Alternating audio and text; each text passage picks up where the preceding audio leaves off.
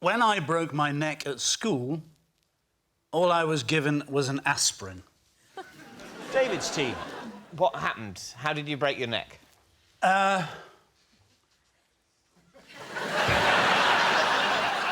worry, we can lose that pause in the edit. Yeah. As a young man, I was in the gym team. Right. At school. We were doing a display for whatever you do, Founders Day, something like that. I had to do a somersault over a box. A box? A horse. Yeah. A horse box. One of the things. It wasn't that big. Yeah, right. Vault. Yes. So I jumped over one of those and was supposed to do a somersault. But I did 1.5.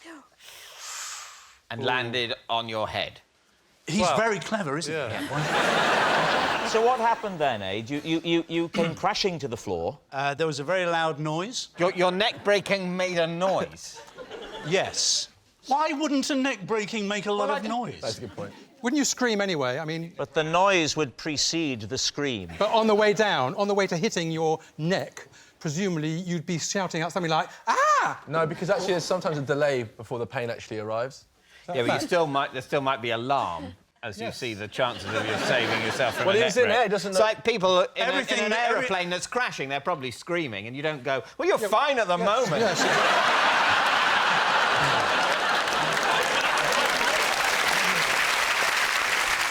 So you've hit the ground, you fall to the floor. What happens then? I was in a great deal of pain. Was there a gym teacher present? There was. He was Scottish. Yeah. Jock Watt, his name was. No. That was his... You had a teacher called Jock Watt. So what did Watt do?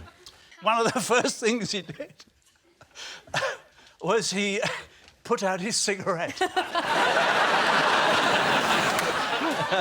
No. On the head of a nearby child. Yeah. Watt was there... Where? Because in the display... What was in the display? What? Part of it. We're quite small schoolboys. So there's a kind of teacher to catch you. Oh, or half catch you. Half catch. So somebody dropped you? You bounce over the thing and you sort of... Is that after he dropped you? Is that when he went...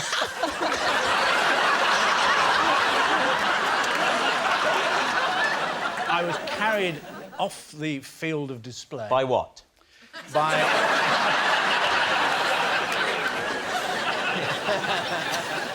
and taken to the sick bay, where I was given an aspirin.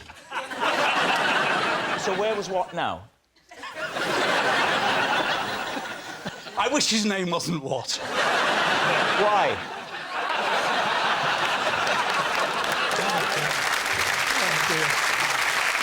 So was it evident to you from the start that you'd broken your neck? No. I suffered a great deal of pain for very many years and didn't really find out about the crushed vertebrae until... Yesterday. until a few years after. So what are you thinking? Are you thinking that it could be true? Well, the thing is, I've been observing him, as I do, and he doesn't have full movement of his neck. Look at that. How long have you been observing him for, Paul? You see?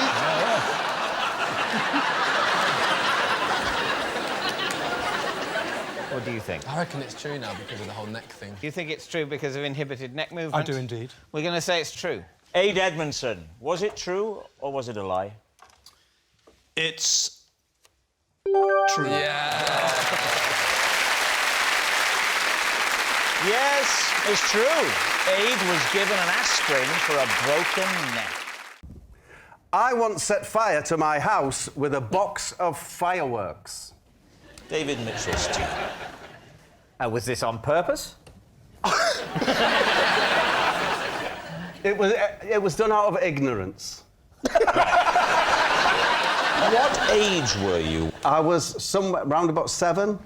I want to know where you grew up, where a 7-year-old can buy a box of fireworks. I bought them in the shop near where I lived in Middlesbrough. It was a box for 2 and 6 of Standard Fireworks. That was the brand. Standard brand. That sounds exciting.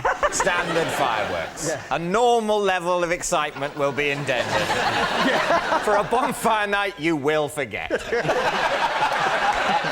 But it says standard, but then it's... Well, that is standard for a firework. So you're in your home, and you're 7 or 8 years old. I'm 7 and I'm on my own, yeah. On your own? Yeah, and What it was on one of the fireworks, I think it was the sparklers, it said, not suitable for indoor use. Which, at that age, makes you think, that means they're OK. Could you just not read the word not when you were being... Did you think not was the brand?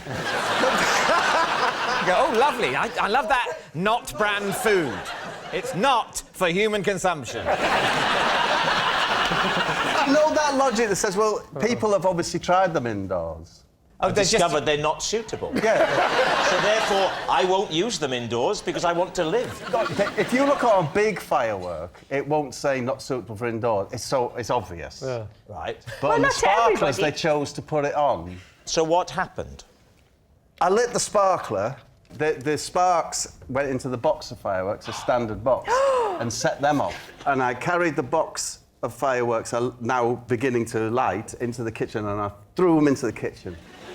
I thought it would be more suitable. I think you're right. The kitchen, of all the rooms, is the most suitable for fireworks, isn't it? Because of the oven, the gas, the stove. There is fire naturally in the kitchen. Yeah, there's a lot of... And there's more... It's more wipe down. Yes. Less cloth.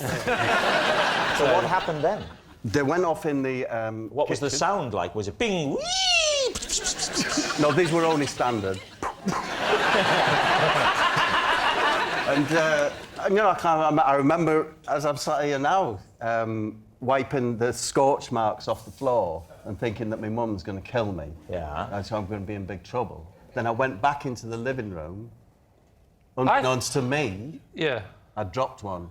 And the living room was completely engulfed in flames. It sounds to me that if you're on your own at home at 7, your mum's pretty laid back anyway.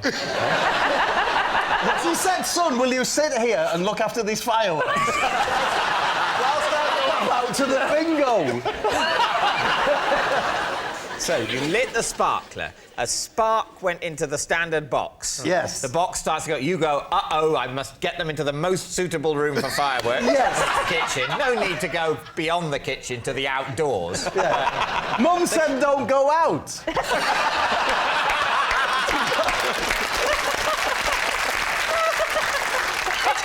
It's good to know there was at least one rule in your house. What time of day did all this happen? This happened mid-afternoon. Oh, dear, so you didn't really get the benefit of the...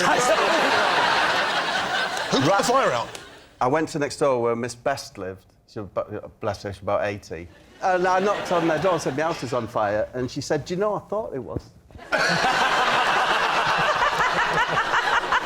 So what happened then? She called the fire brigade. They fired their water hoses throughout the house. Yes. Ruining it. Even the rooms where there's no fire. Not ruining it. Yeah. You do know that before they put out fires, it's already ruined, don't you? Lee. You're making this house all wet. It was lovely and warm before. And it's the water damage that knackers the house. Is it? Not the fire? Not the fire. If they would use their boots to put it out. Honestly, the entire house, that's it. I was in a family of 4 children, and we were homeless. Where... Come on, keep it light. No, I'm just saying. Where were all the other kids while you were alone with the fire? Why did you take 3 They were children looking out and after leave fireworks in other people's houses. So when you say you were homeless, how much of the house did the inferno claim? It's gone. Entire That's house what, the gone. whole house gone. Yeah. The whole house burnt Whole house down? burnt down. So how much did you leave in the living room? The fireworks in the kitchen have only caused a few scorches. Yeah. What did you leave in the living room? And now, don't you feel stupid for saying standard fireworks? Yeah. I tell Not you, really. well, I think you were stupid for lighting a sparkler indoors. If you don't know what you dropped Yeah. in the living room, is there a chance that it's just a coincidence? No, it could be. That it might not have been your fault? That's what I said to the press. Your fault? Press? What press? Who did you speak to? Local press. Because they came to the house while it was burning? Yeah, you know, their hats on. trilbies, sniffing around. With those little bits of paper in the notebook. Were they called things like Scoop McLean? I believe he was called Ron Waffle. Sorry, Ron Waffle? It was either him, the other ace reporter on the Gazette was John Caramel. It was one of them two. Caramel and Waffle. Honestly. The question is whether you think Bob has been telling the truth. Well, I thought it seemed very plausible until we heard about caramel and waffle. I think he thinks he's telling the truth, but I think what's happened at some point, he's seen a film in which this has happened. He saw Backdraft. And is now convinced that it happened to him. I think it's a lie. Sarah. I was going to say I want it to be true, but that sounds really horrible. I think it might be true. Well, I think it's true. I think it's true. So you're going to go for true? Yeah. OK, Bob, were you telling the truth or were you telling a lie? I was telling the truth. Oh.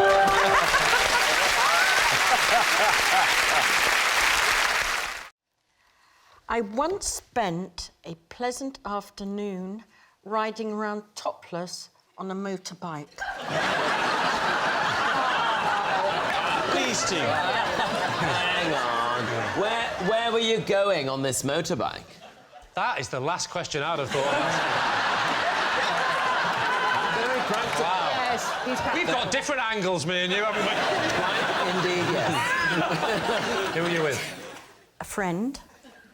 Was he riding in you at the back or the other way around? I beg your pardon?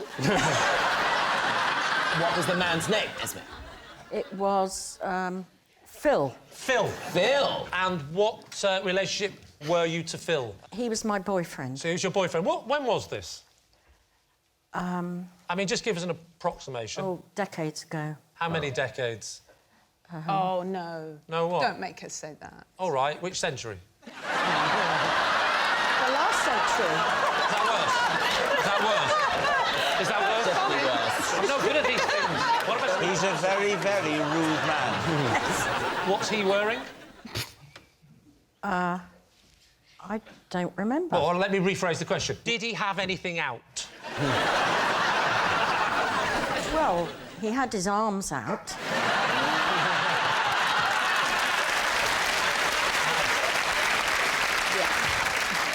Can you first of all tell us why you decided to go to... Was it just because you were being devil-may-care? Well, I'd been sunbathing. Really? Right. Right. In my knickers. Just your knickers? Well, no, actually, I had a scarf tied around my top. Oh, and then you Right. took that off on the motorbike.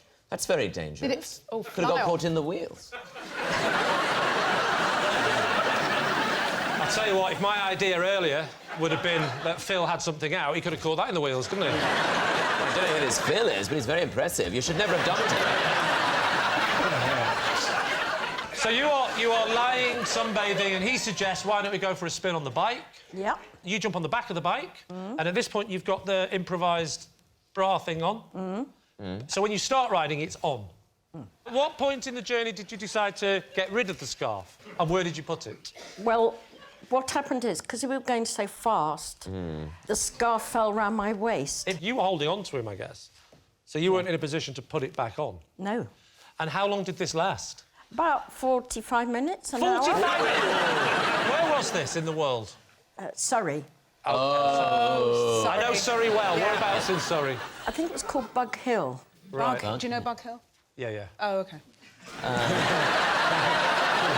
never forget, it's where I once saw a topless motorbike. So I suppose, in a way, though, they're not totally exposed to the elements. How big are they? Well, I don't know.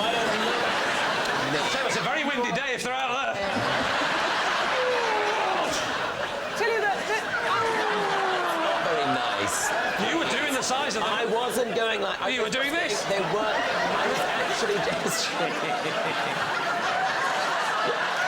I don't know how big the scarf was. I don't know about these matters. What are you thinking, Vicky? I think it's true. You think it's true as I well? think she's a wild child. I really enjoyed it. It felt like an episode of Heartbeat. It did a bit, didn't it? Yeah. I'm going to go with my team. If both my team members say it's Well, true. it was my gut feeling. OK, so you're saying that it's true. OK. Esme, was it the truth or was it a lie? It was true. Right. I once undertook a self-help course entitled How to Become Taller.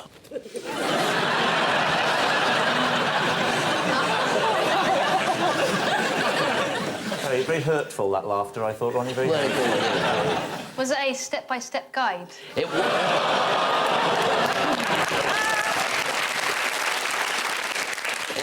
No, it was a little routine I had to perform every morning against the wall, stretching up, and with a pin in the wall. Oh, it was literally taller, not just to make you feel Oh, no, to confident. really make me This is taller. going to make you taller. I'm talking about the real business, making me taller. And saying every day, and in every way, I'm getting taller and taller. Can I ask you a question? Did you keep the receipt? Was this done once you were of maturity, or was it when you were an adolescent and still possibly might grow? I was about sort of 14 or 15. Oh, yes, right. And it was bought by my aunt, right, who was perhaps more worried about my size than I was. Yeah. And so she subscribed to it. How tall were you at 14? A little bit taller than I am now, actually. This is a great book you bought, isn't it? But surely at 15 you can still have a growth spurt. Like, Julian, you're pretty tall. Like, how old were you when you reached the height you are now? Well, I shot up when I was 15. Were you doing a self-help? Slow. Were you older than 15 when you were... I was about 18, I suppose. So to worry about your nephew not being tall at 14 or 15, that's quite premature to get concerned about someone's height. But boys do usually shoot up at about 14 or 15, don't they? I never shot up. My parents kept telling me about my cousin Gethin, who always shot up when he was 22, he got ages yet. And it was, I peaked at a very disappointing 5'7", which is... I can't believe in front of Ronnie you're saying a very disappointing... I was about to say. His feelings! I know. So upsetting.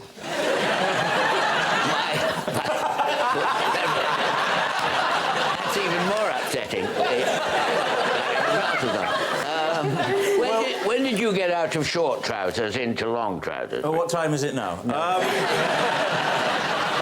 So what do you think? Is Ronnie telling the truth? In the context of, what was that, the 40s, when you were a teenager? The 1944, 42, Yeah. 41, 42. Sort of I thing don't people think might people have have money believed. to spend on self-help, but during the war, they're not going to spend time worrying about how tall people are. Well, you'd think that'd be the time Exactly when you worry about we need to be taller than the enemy. Having said that, it would have been annoying if they'd have made you grow an extra 6 inches, sent you in the war, got in the trench, and your head was sticking out. It would have been very annoying, wouldn't it? Now, you've got to get a grip here, Lee, and make a decision. I think we should go for... You're saying truth. Holly, how sure are you? I'm definitely sure you're not... That's not true. I'm sure. I don't know. You've answered the question, sweetheart. I'll go with Julian. OK, you're saying it's true. So, Ronnie Corbett, is it the truth, or were you telling a lie? It is the truth. It's true. Ronnie did once undertake a self-help course entitled How to Become Taller.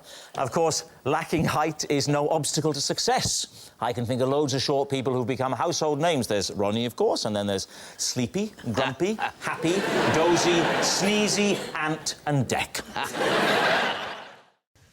I have a recurring dream in which a monkey in silver hot pants feeds me soup from a bowler hat.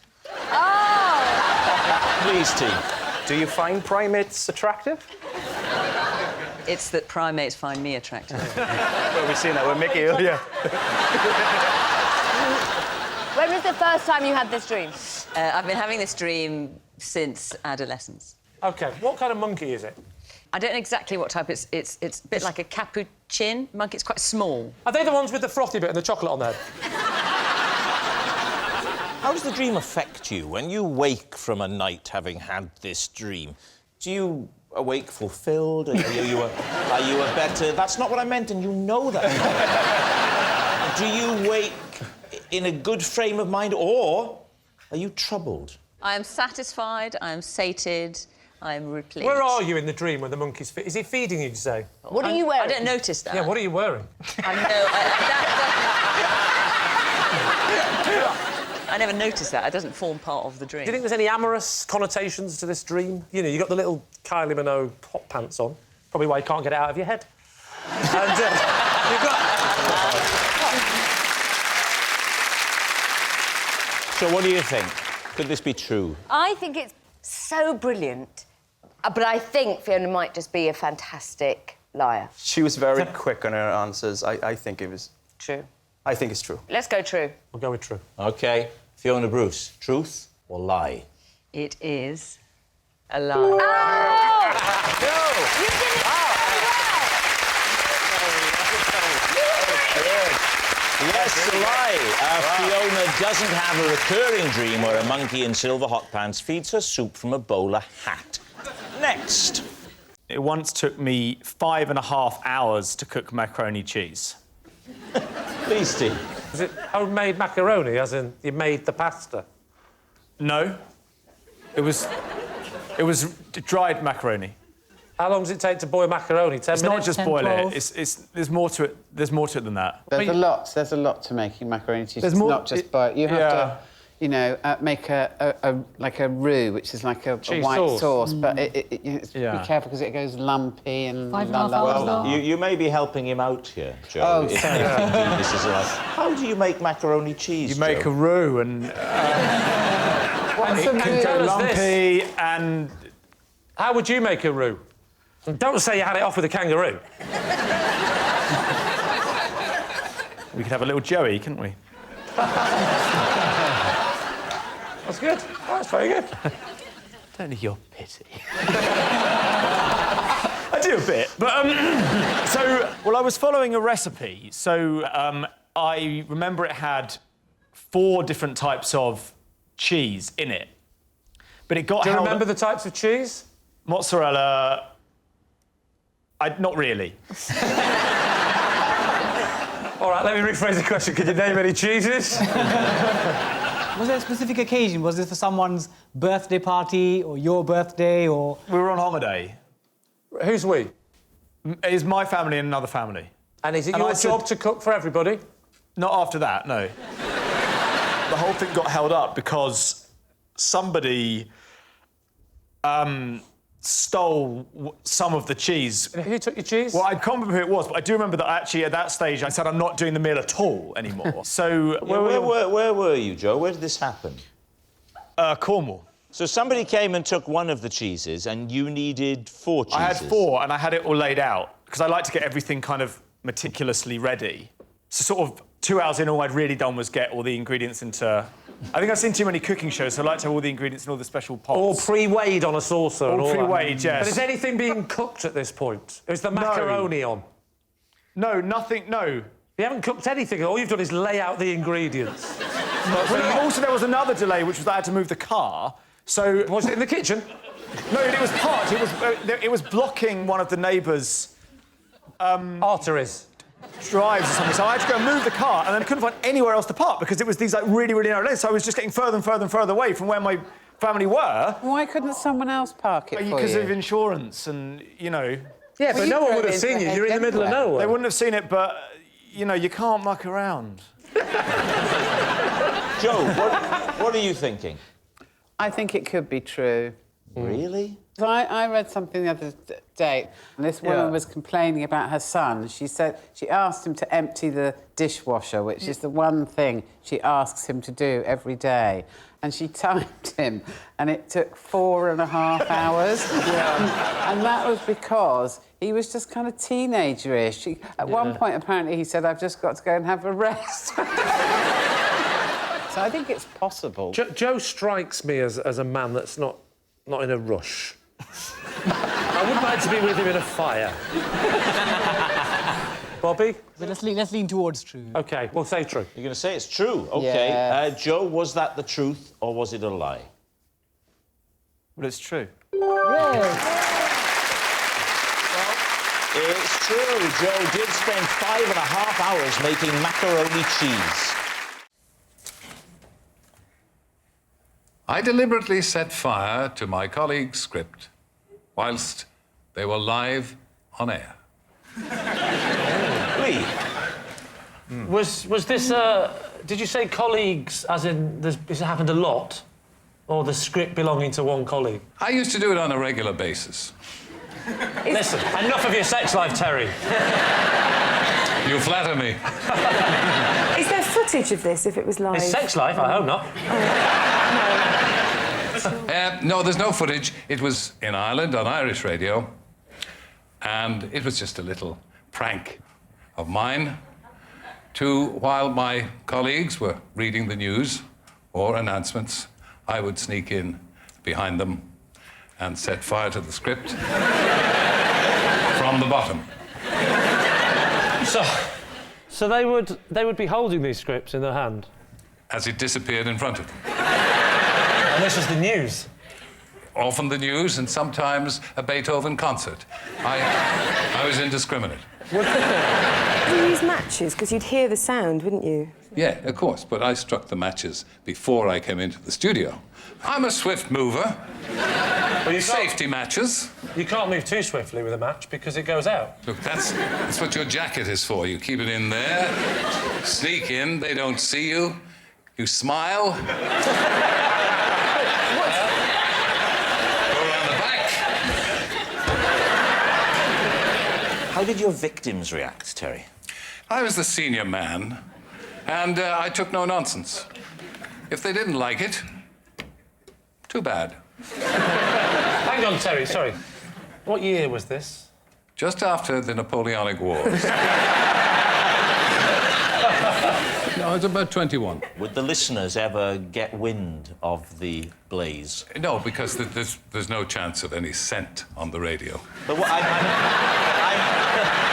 OK, all right. Think about more.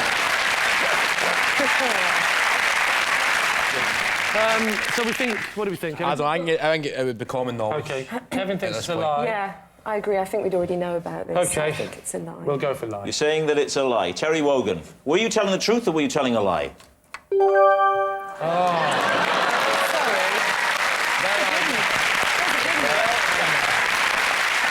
Yes, it's true.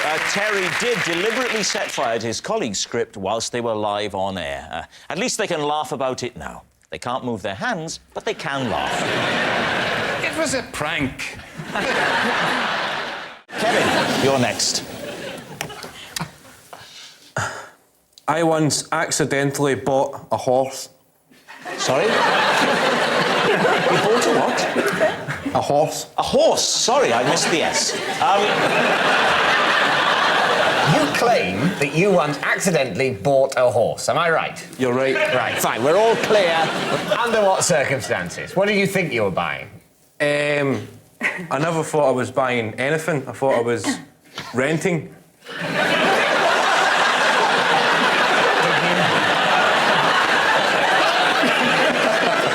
Did you think you were renting a horse?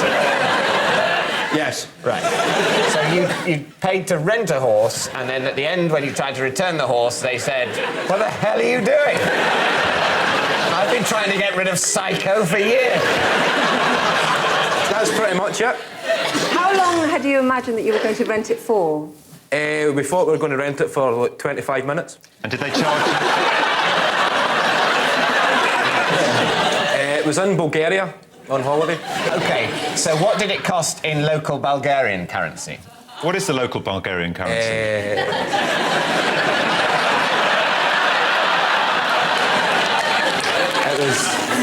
It was 200 lev. Lev, L-E-V. I don't know how you pronounce it, but lev. 200 lev. 200 How Bulgarian. much is that in sterling, roughly? Roughly, I At think the it's time?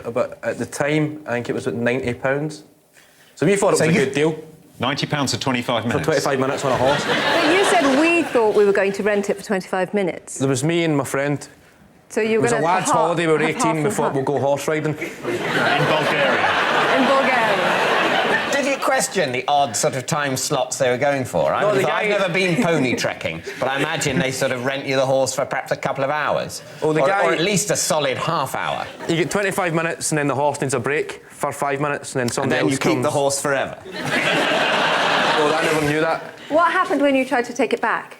The guy explained to us that the guy was gone. The guy... Never say the phrase on this game. The guy explained to us that he'd gone. Well, there was two. Never say that. There was two different guys. There was two guys. Go through me if you want to speak to my client. There was guy A. Guy A. That's a Bulgarian name. Very well known. The most famous Bulgarian name. Guy Dimitri. I think that... No, guy A. And guy B. Right? We thought we were going horse riding and we were heading towards the place where you actually hire the horse. Stables. The official... the stables, right? Honestly, I think he's making it up and I'm on his team. Bit of patience, Brian. Come on, right. We met a guy on the way who had a horse, and we thought he was doing that thing, in Asda, when you've got a shopping trolley, and you're taking it back, and somebody else needs a trolley, and you say, "Oh, do you want this one?" So we thought the guy was saying, "No need to go all the way to the actual stable. I'm from the stable, so just hire this horse." That's what the guy said. Yeah. So we thought, all right, there was a bit of a communication breakdown.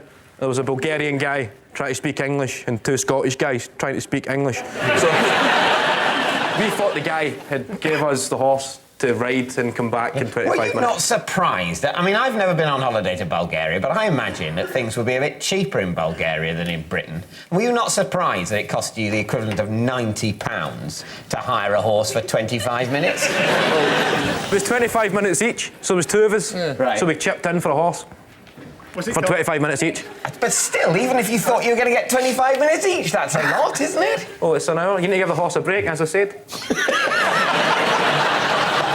Let's forget about the 25 minutes. Just forget about the horse. Let's forget about the horse. That's absolutely, obviously bullshit. You take the horse back.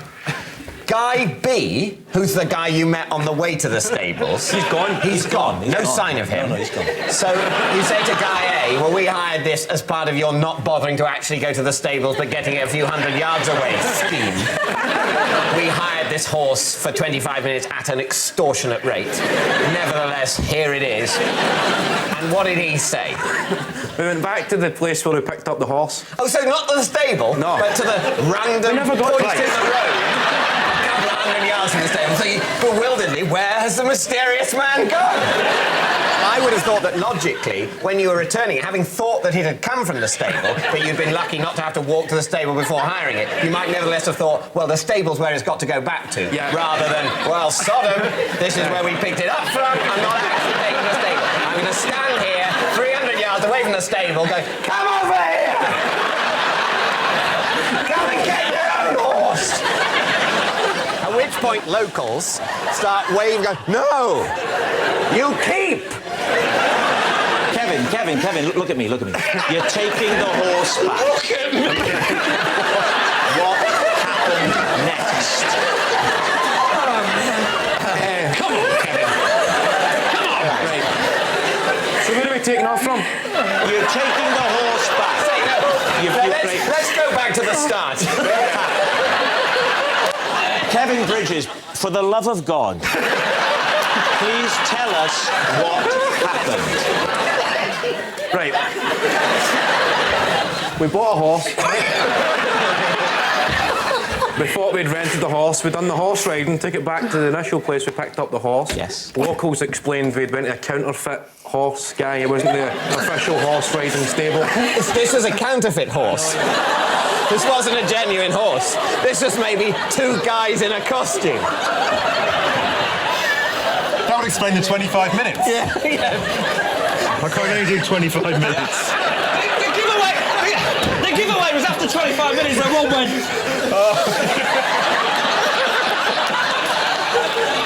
Right, let's crack on, lads.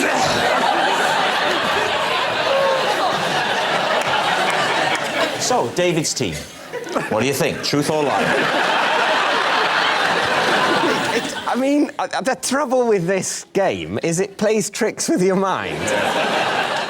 But I don't think it's true. You don't really. It's got to be, hasn't It's it? got to be a lie. Got to be a lie. Yeah, saying it's a lie. Right, so here we go. This it really is. Here's the moment. This is more than any other episode I've done of this show. This is the moment we've been waiting for. Kevin Bridges, is it true or is it a lie? It's true.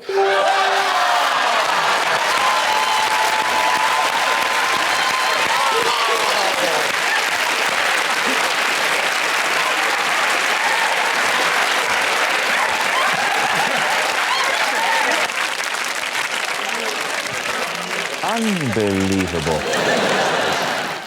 The police once surrounded my house after I set off an alarm in my bikini bottoms. David's team. Interesting. Interesting location for the alarm. What was the alarm that you set off and how did you set It was the house alarms. I was actually ironing in the garden with my bikini on, and I had the remote control for the alarms tucked down my bikini. Let me stop you there. I could have sworn you said you were ironing in the garden in your bikini. Yes. It's a classic domestic scene. I love that commitment to ironing. I haven't ironed anything since the late 90s, but it's very good. We can tell, Lucy. When was this, Debbie? Oh, quite a few years ago now. And in your bikini bottoms was the remote control Yeah. for what? That set off the house alarms. For the burglar alarm? Yes, essentially. so I don't know what you call them. A panic button. Like a panic button, yeah. I think if I was in the garden in a bikini ironing, I'd feel very vulnerable because there's a lot of flesh, isn't there, in the iron? You know how easy the phone rings and you do that? Did you not to be feel... honest, if you're gonna smash the iron into your head, it doesn't matter whether you're wearing a bikini or the uniform of the Chelsea pensioners, you're still gonna get burnt.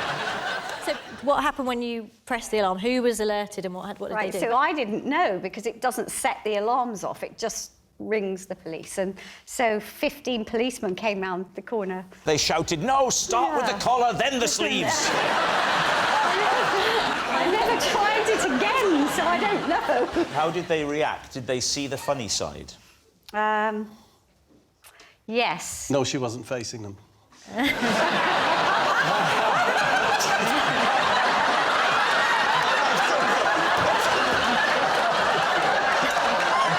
I'm so sorry.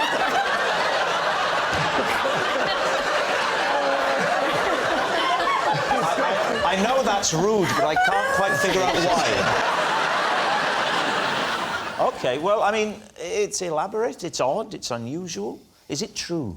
In my younger days as a sun worshipper, I would do anything outdoors. When you're young and you want a tan, you just do anything.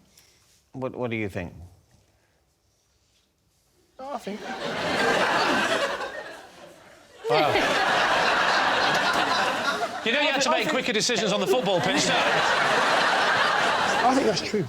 You think it's true? I think you think it's true? We think it's true. They think it's true. Debbie, truth or lie? It's true.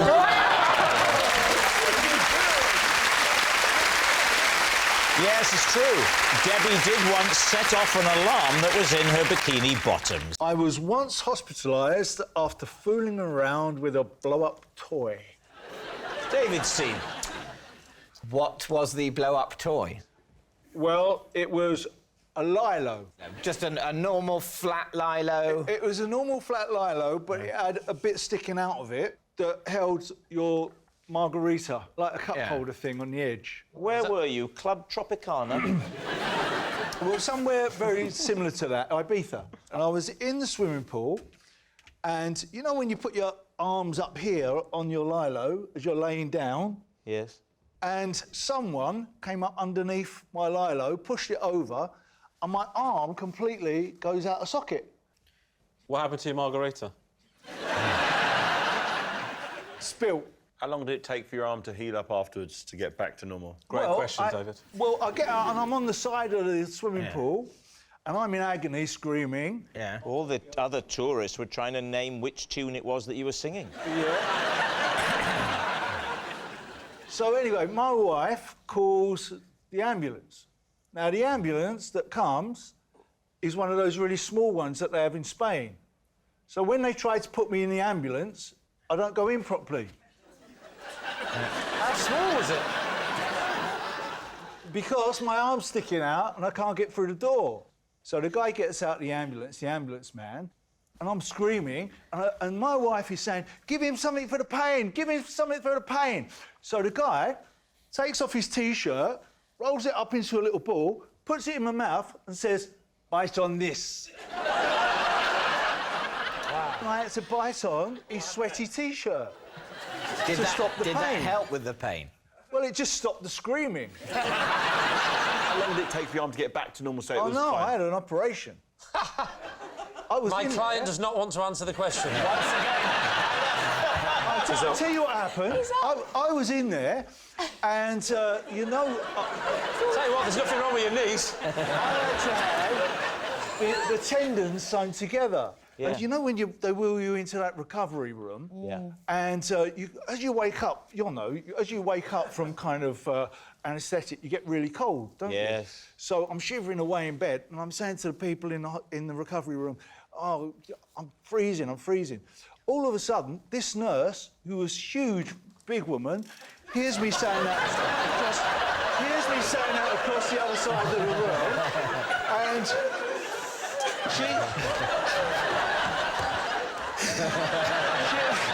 hears me saying across the other side of the room that I'm cold. Yeah. Next minute, she comes bounding across, lays on top of me, saying, I'll keep him warm, I'll keep him warm. It was like a terrifying version of Baywatch. What kind of... What kind of unorthodox medical procedures are going on here, man? So how long did it take you to recover from this?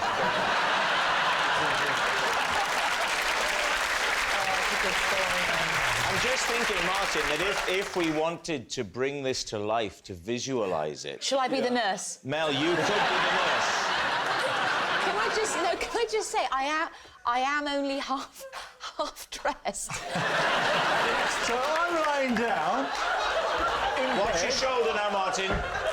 I'm lying down in bed, Right. saying, Yes. I'm freezing, I'm freezing. Very cold. He's very, very cold. Please. I'm freezing. We need a nurse. We need a nurse. Take your chance, woman. Get on.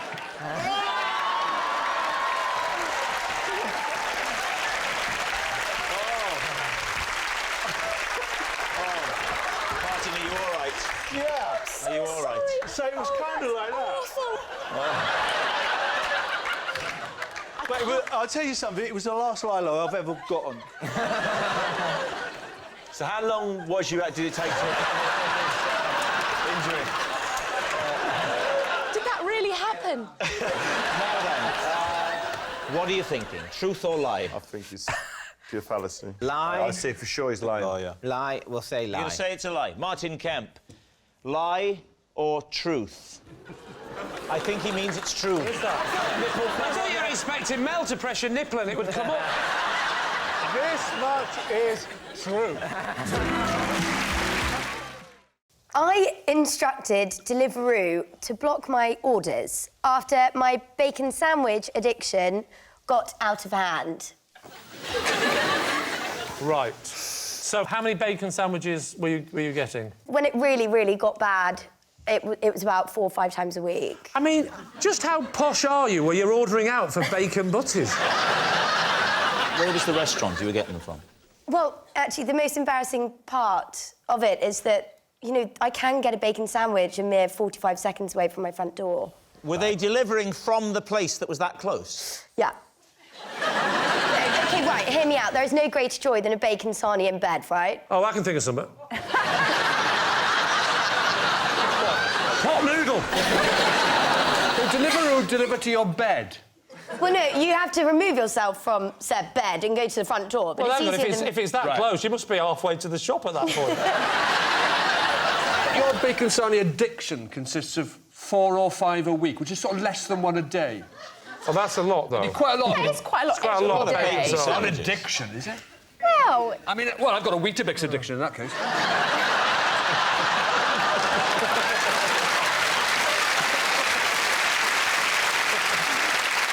Tell us about the bacon sandwich, Toff. Was it a bog standard one, or was it something a little bit special? No, it's a classic. White bread, Tommy K, bacon, job done. Not Tommy toasted. K, did you say? What does that mean? Tomato ketchup. Oh, I'm sorry.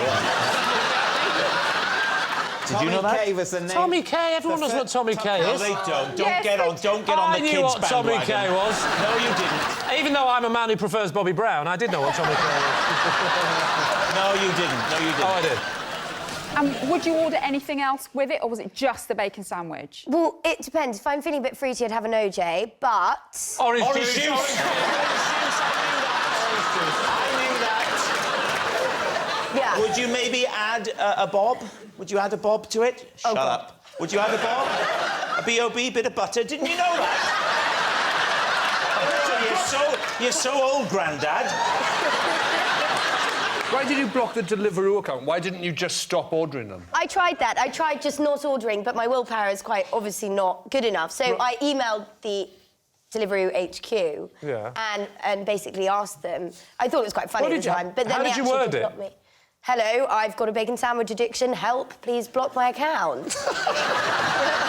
And did they get back to you? No, but I then tried to order 2 days later and I couldn't log into my account. It's been reinstated since. I emailed again because it is actually quite annoying. What did you do? What was that? How did you email? What was that? Hello, I made an enormous mistake. Please, can I come back? No, that was the email you sent to me. Certainly did not. What do you think, Ellie?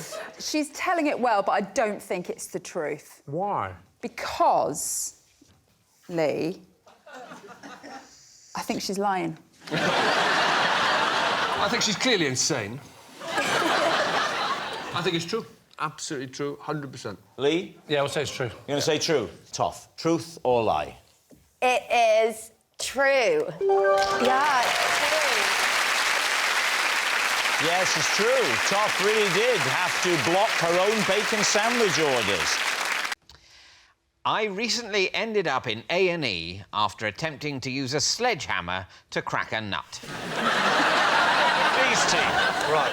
First of all, what type of nut was it? A walnut. Of course. A walnut. Did you use the floor or the wall? I used a bit of kitchen surface. What is your work surface made from? Well, at home... No. In your shed. What is your kitchen work surface made from in your kitchen? It's a sort of... It's... I don't really know. OK. Why did you have a sledgehammer in the kitchen? Well, it was... But the... I didn't. Oh. So it's not true?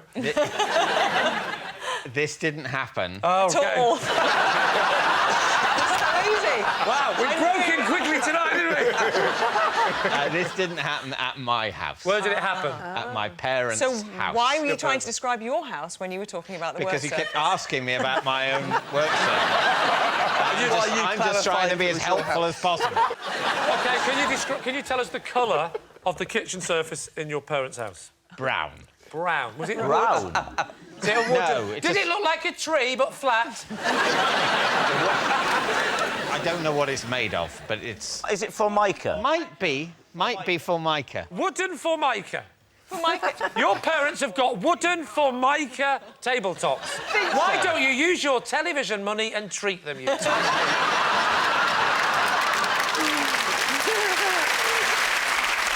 So there's a walnut in your parents' house. Yeah, there you, is. for whatever reason, maybe hunger, want to open it. Yeah. There's a sledgehammer. Why is the sledgehammer in your mum and dad, apart from the fact that he knew you were coming round? I had to go and find the sledgehammer. Where was it It was in the garage. Right. We couldn't find any nutcrackers. Well, your parents... your parents were witnessing this? Yes, I wasn't on my own in my parents' house, smashing away at my hand like a maniac. It seems to me that on the evolutionary scale between nutcracker and sledgehammer, there are some other things you might find lying about the house. I wouldn't... Well, and 3 shattered iPads later, I found the sledgehammer. Who was there, by the way, in this? Who was witnessing this? There were... my parents were there, my brother, his wife, my wife. Peter Gabriel. David's not going to get that joke. Do you want me to explain it, or are you all right Sledgehammer. Yeah, well, sledgehammer. Oh, yeah. Very good. Sorry, I'll rephrase that. Rob and David aren't going to get this joke. I have no idea, but there wasn't anyone called Peter Gabriel. OK, now, we know that this story ends with you in accident and emergency. Yes. How did that happen? Well, I'd cracked a few nuts with this sledgehammer, and then maybe I got a bit cocky. Oh. And I, you know, and I left my thumb in the way. Oh no! And it was carnage. Sorry, there's a really... The thumb. Can we have a look? All right. When was this before we looked? This Christmas, just gone? It was this Christmas, yes. So it should look pretty bad, this thumb. Well, shouldn't actually, it? what happened? Was it... You'll find there's absolutely no visible scar. And neither is there on that one. What a credit to our National Health Service, ladies and gentlemen. Everyone was absolutely marvellous. It's weird. One might almost say miraculous. Did they say any bones were broken in your thumb? They X-rayed it, and fortunately not. They said, in a few months, you won't be able to tell this has happened. Of course. In essence... Hey, they were right. No. They were spot on. All right, what are you thinking, Lee? Has this been the truth? Or has he made it up? There's bits of it. Well, the bits that are true are that he's got thumbs. I believed everything until we looked at his thumbs. There's nothing And there. then I was like, that man not only has not hit himself in the thumb with a sledgehammer, but I don't think he's picked up anything in weeks. You think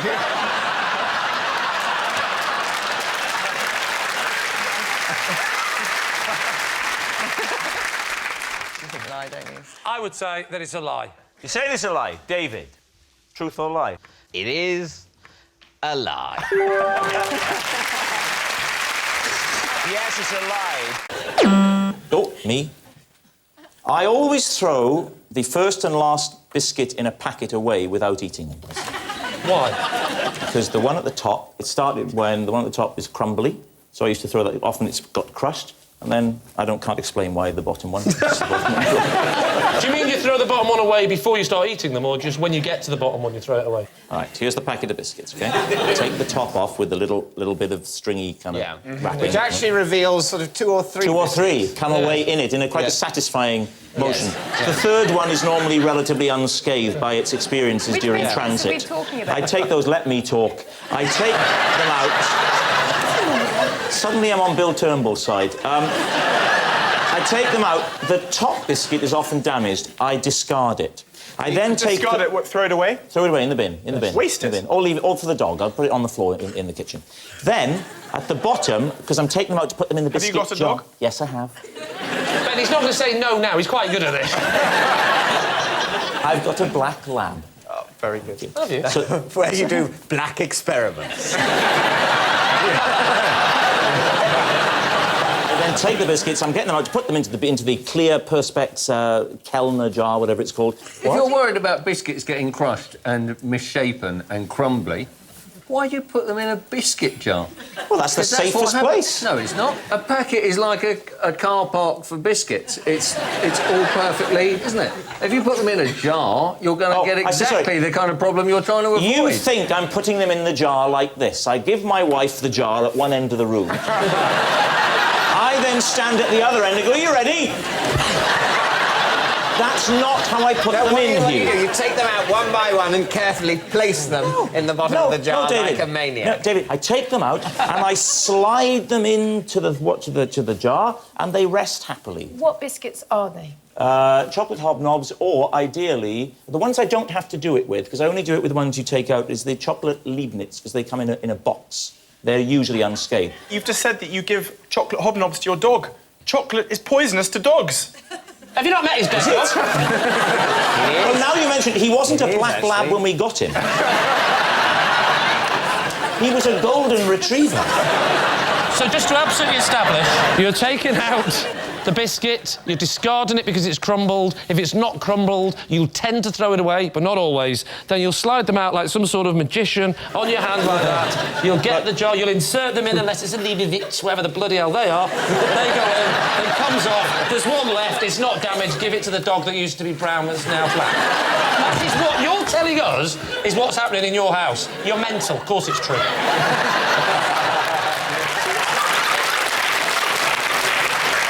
You think that's a lie? I think it's a lie. You're going to say lie? Yeah. Go on then, I'll go with my team, say that's a lie. Yeah? Lie. David? Oh, yes, I think I can believe it. Yes, I don't like the broken biscuits on the end. Yeah. So what are you saying? So we'll say true. You're saying true, right. You say true, you say lie. Well, it's actually a lie.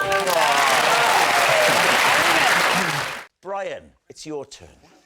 While searching for a mythical beast in the jungle, my boat was skippered by an orangutan. Well, we've had this one before. Yes. I'll make it easier. It was a canoe. Right. He was paddling a canoe. I wasn't imagining one of those big cruise ships. Not a big ship. Oh, I went as the guest of the Viceroy of Malaysia, and we were there specifically to hunt for the orang pendek, upright Sorry, Brian, man, can I just which stop is you? which No. is a kind of yeti. We got into the canoe, and there's a canoe there, and this orangutan, they always love me because I look like a gorilla. I got in it, and it rode, rode, and I made noises at it. I actually developed the noise for the King of the Gungans in Star Wars. I played Boss Nass, and when the Jedi wanted me to help them, they all kneeled in front of me. I stepped in front of it. And this, when I did that to the orangutan, you went...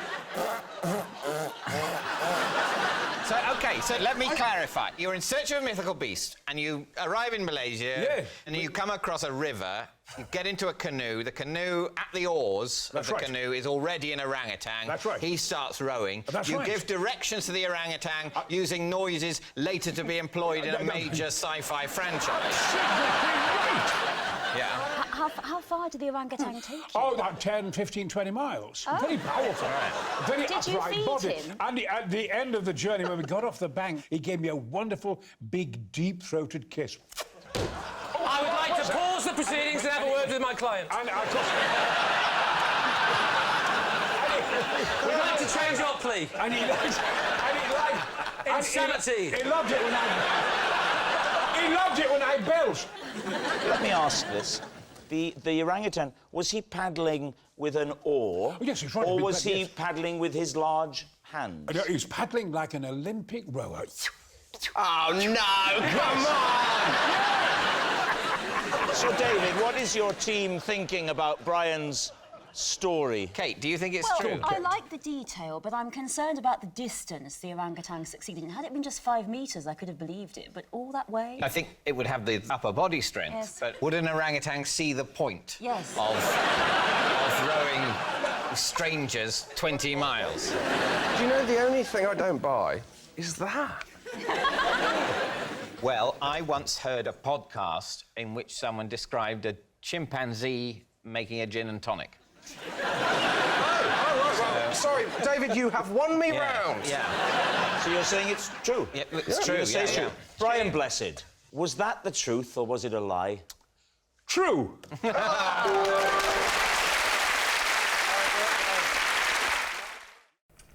I was sacked from my job at a zoo when my boss found out I had been taking photos of the animals wearing hats. So, just to clarify, were you wearing the hats or the animals? No, I was taking photos of the animals wearing hats. Yes, just to clarify, were you wearing hats or the animals? Well, you think I was taking photos of animals while I was wearing multiple hats? I would say that in the world of oddness, a man wearing 2 hats is no odder than an animal wearing 1. Can you give us some examples of animal hat combos that you took photos of? Yeah, I've done monkeys in bowler hats. Of course. I've done a hippo in a flat cap. And, well, I was going to call him a snake. It wasn't a snake. It was in the reptile house, but I don't know what he was, but he was wearing a fez. Were these miniature hats? Can I ask, Rob? Were these little animal hats or human hats? On the hippo? Are you mad? No, but on the thing in the reptile house, I'm thinking a full-size fez is going to just hide the creature. Yes, but what you're saying is, were the hats to scale? Thank you. Rod, were the hats to scale? The hats, well, I mean, to scale is a grand way of putting it, but I would certainly try and, try and make the hat fit. Right. The top of a hippo's head is actually quite a slippery affair. Oh, you've got to get the right hat. What was your official role at the zoo? General dog's body, basically. I get the feeling that if you were going to put hats on animals, you'd have gone for deer stalkers and bear skins, you know? I didn't say I didn't. We just haven't got all the way through the animals. OK. Oh, right. You name a hat, you name an animal. Deer stalker? No, I didn't do a deer stalker. Oh. I didn't have a deer stalker. It wasn't a comprehensive... You can't But you had a every fez, animal. and you had a massive hippo-sized fez. It was a regular flat cap. So what you're saying is I didn't have every single animal in the zoo, and it wasn't every hat. I didn't cross-reference every single combination of animal and hat. I just put some on some.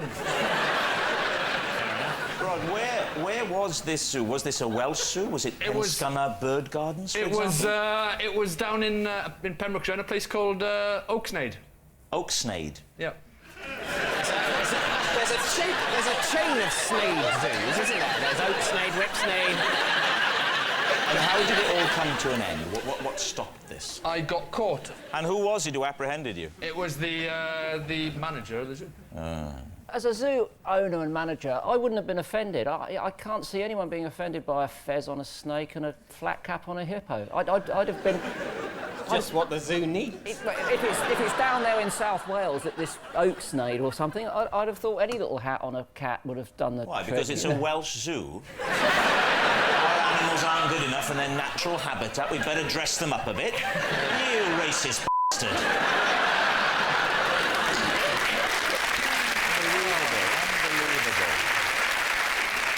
David, what do you think? Well, I'll ask my team first. I mean, I've never heard of Oaksnade Zoo. Have you ever heard of Oaksnade Zoo? Is that the most you doubt about that? A flat cap on a hippo. Fair enough. Oaksnade Zoo. Not having it. My girlfriend owns a zoo. We tour zoos, and Oaksnade's never been on our agenda. Oaksnade, the zoo that shares a syllable with Whipsnade. I think Mackenzie's right. That's the chink in the otherwise impenetrable armour of plausibility. That Oaksnade Zoo doesn't exist. I think we're very happy to say lie. You're saying it's a lie, so, Rod, were you telling the truth or were you telling us a lie? Well, chaps, I'm afraid I was telling a lie.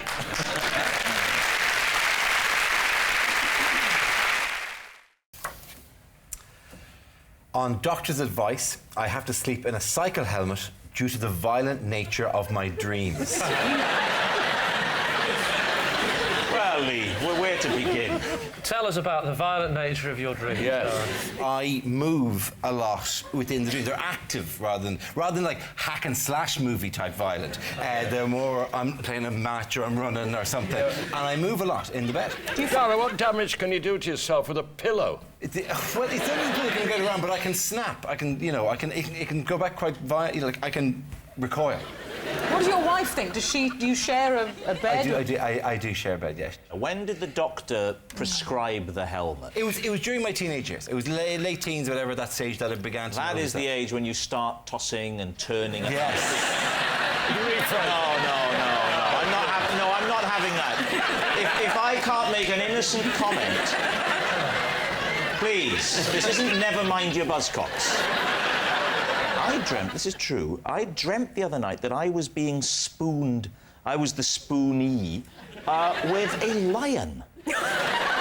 Seriously, and I could feel its big, hairy arms and its legs, well, they're all legs, aren't they? All legs around me, and I could feel it, and I could smell it, and it was so vivid, and I liked it.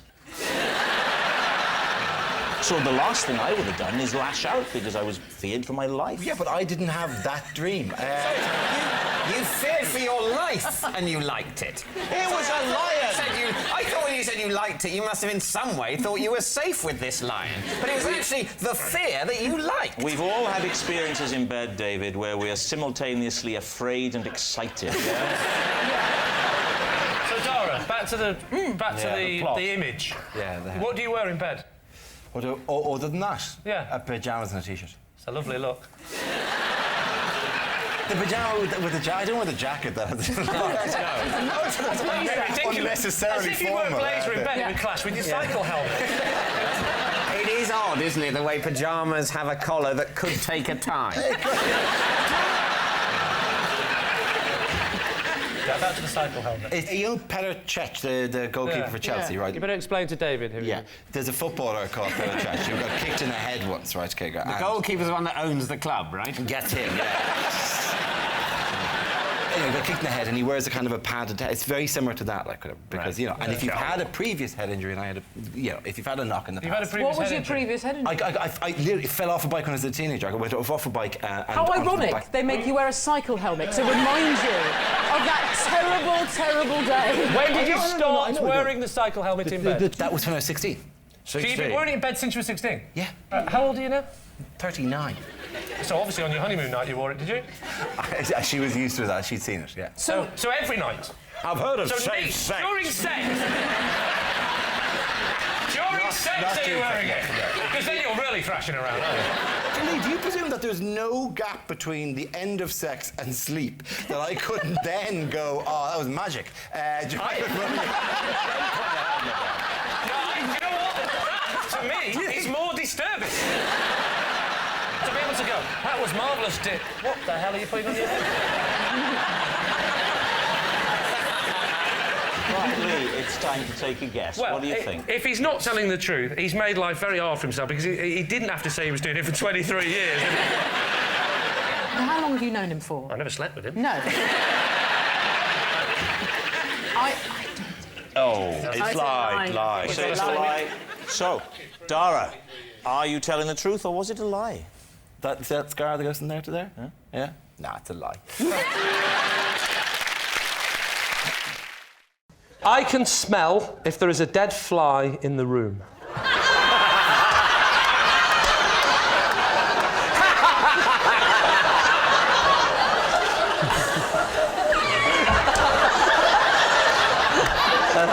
Can I just say, I know it sounds ridiculous, but I can smell a dead fly in the room. So, it's what you're saying, that if there isn't a dead fly in the room, you have no sense of smell? No, that's not what I'm saying.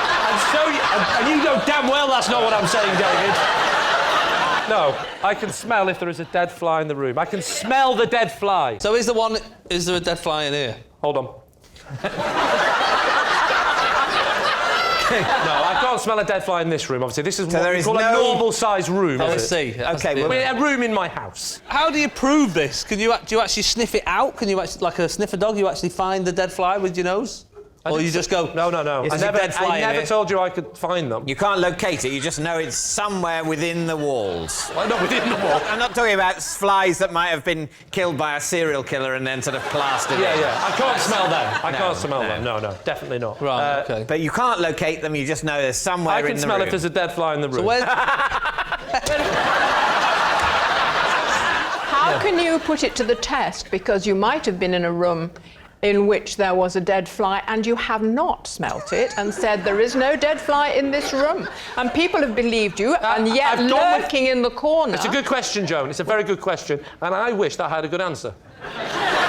Just by the law of averages, there's been too many times when I've gone in a room and gone, there's a dead fly in this room, and quite often we will see the dead fly. What do you mean quite often? It has to be always. It has to be always. I can smell if there's a dead fly in the room, so I will go in and go, I think there's a dead fly in the room. That's just a polite way of talking, David. I don't go, there is a dead fly in the room! It's a fact every time!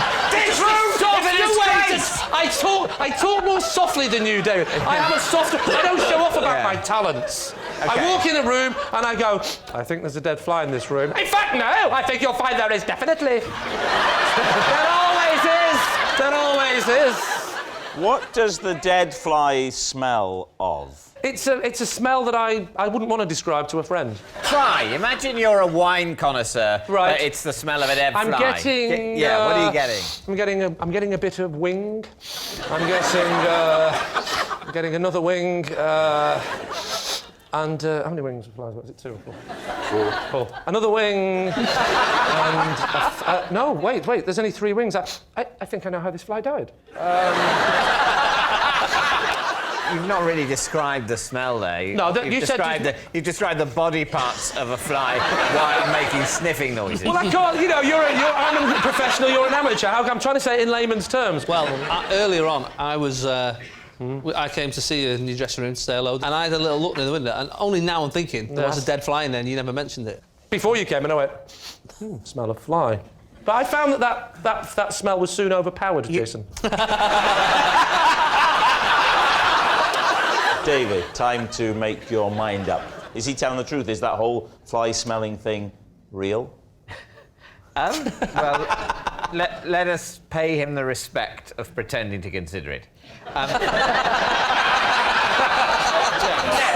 You don't believe him when he says... I do not believe him. Well, I think lie. You think lie, you're saying lie. OK. Lee, were you telling the truth, or was that a lie?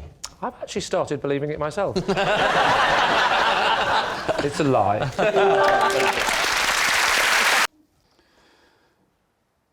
5 years ago, I spent a whole week building an elaborate contraption just so my wife can let me know when lunch is ready.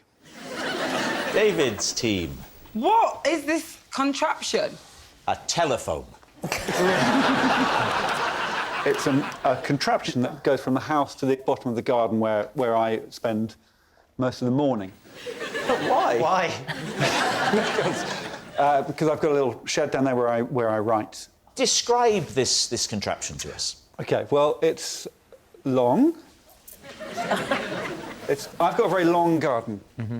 And it's on a slight incline. Mm-hmm. It's made out of tubes, and my wife operates one end. I receive... Are you thinking what I'm thinking? I receive something that comes out the other end of the tube. So it's a very long tube, and she puts a little ball in one end. And the ball plops out the other end, and that's when lunch is ready. You sound like somebody who is teaching sex education but hasn't got a clue yourself. Well, there's a ball at one end and the ball comes out the other end and that's when lunch is ready. What makes it elaborate? Is it the length of it? Yes. How long is it? Long. 60 metres. 60-metre long garden? I mean, you're doing well, but not that well. Right. How wide is your garden? Is it 1 metre? That would be great, wouldn't it? And 8 metres wide. Why doesn't she just phone you or text you or WhatsApp you? Because, Rob, there's no phone reception at the bottom of the garden. You said your garden's on an incline, so if she's putting a ball in one end, how's that travelling up? Well, it's an incline. Well, the incline from my end is at the house, and the bottom part is... It really is quite simple, No, but that's a decline. No, decline is what you would do if David was to suggest something a bit fruity. That is a decline. What happens when it reaches the shed? It plops. Oh, yes. Into the lid of a metal bin. OK. Oh. So once it's installed, that's it. You can forget about it. I should take the pipes off the ground. Oh. Right. How did you suspend it off the ground? In a hedge. The pipe's very important as well, because we had a similar system at my house where we didn't use the pipe. My wife was at the bottom in the shed working, and I used to just roll the golf ball down, and there'd been a heavy snowfall, and it gathered momentum, and it crushed her to death. Yeah, that's awful. The whole thing was flattened, and that's sadly how my wife died. So it's very important to keep it in case. All right, well, look, what are you thinking? It does sound to me a little fantastical. It's peak boredom, isn't it? And some people get bored. I think the show's going fine.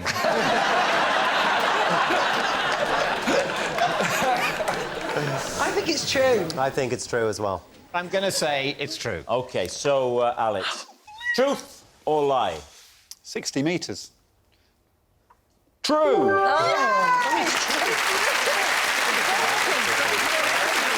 It's true.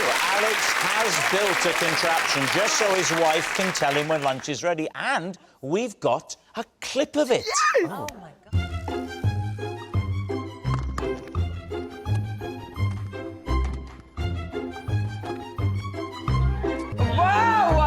Wow. I love it! Oh, I love It was just like you described it. I once dumped a boyfriend because I didn't like the way he fell down the stairs. David's team. How often had you been pushing him down the stairs? I just hid his wheelchair.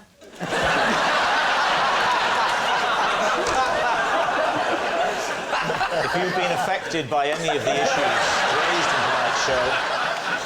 How did he fall down the stairs? What was Very ungainly. What kind of stairs did he fall down? Where was he? It was just outside his flat, and there was, like, 5 steps, and then another 5 steps. Well, you know, those ones that go sort of in different directions. Concrete steps? Yeah, concrete. So this is nasty. This isn't... It was a nasty fall, yeah. Yeah. Did you finish with him because he was so badly injured he was no use to you?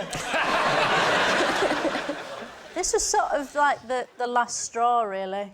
What was the other straws? There were so many straws. Tell me one. He used to fall out of cupboards. He was quite mean. He was quite a mean person. Can you walk us through the scenario? What happened? OK, so we're leaving his flat. He locks the door. He loses his footing on the steps, makes a little scream, and he just fell. How many stairs did he go down? Because the way you've described it, there were corners. Did he go round the corners? He's a man, not a slinky. No, he did. He did. So how did you react? Did your compassionate side come out? Well, I asked him if he was all right, and then I sort of made a mental note to cut him out of my life. So what are you going to say, Nadia? Does it ring true for you? Did you want to leave him before the fall? I've been thinking about it. Yeah, because it was the last straw. It was the last straw, yeah. But she only offered up one straw. If I had a resentment against an ex-lover, right, I could give you a short list off the top of my head. Even that was a bit scatty. Waking up and seeing him in bed with the milkman. I think it might be true. Say We're true. going to go with true. Say true. Diane, truth or lie? It is actually true. Wow. It's true. Diane did dump a boyfriend because of the way he fell down the stairs.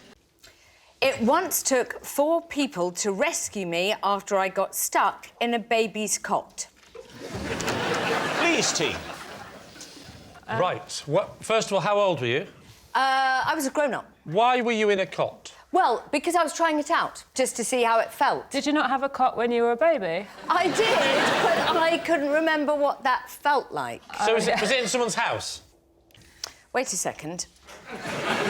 No, it was in a cot shop. Showroom. Yes, it was in a show. Thank you. Were you thinking of having a child? I was pregnant. Oh, you were very pregnant. I was at the time. pregnant, and so I was there, and I thought I can't buy a cot without trying it. Of course. Like, you know, you need a test drive of beds.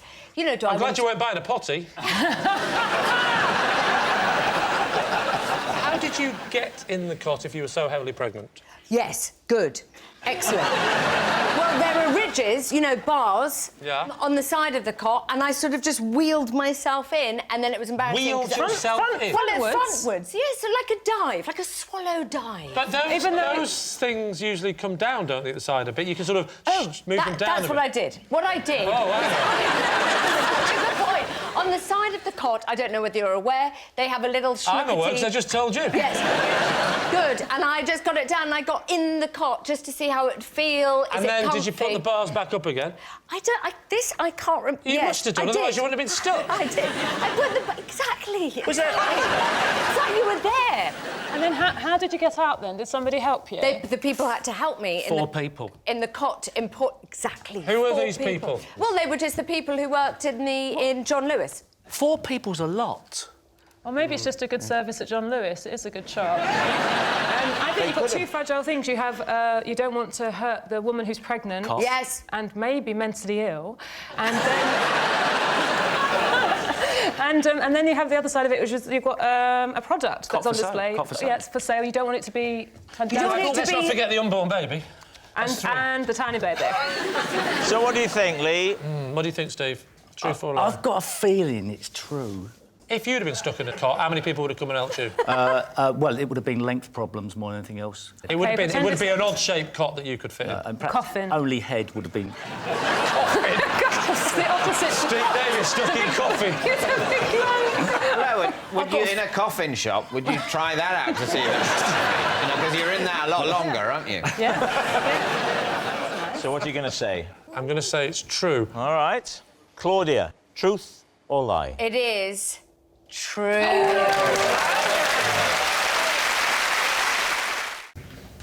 Every time I shower, I must adhere to my strict system for drying myself. OK, quick as you can, what's the system for drying yourself? Well, I always use a towel. Weird eccentric. Well, actually, I don't start with a towel. I sort of brush water off this arm. I can do that 20 times.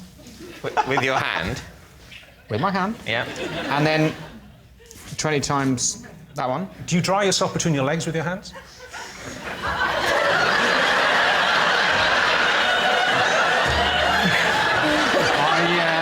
No, I don't, Richard. Is it like an OCD thing where it is 20, or is it roughly 20? Oh, it can be multiples of 20. You're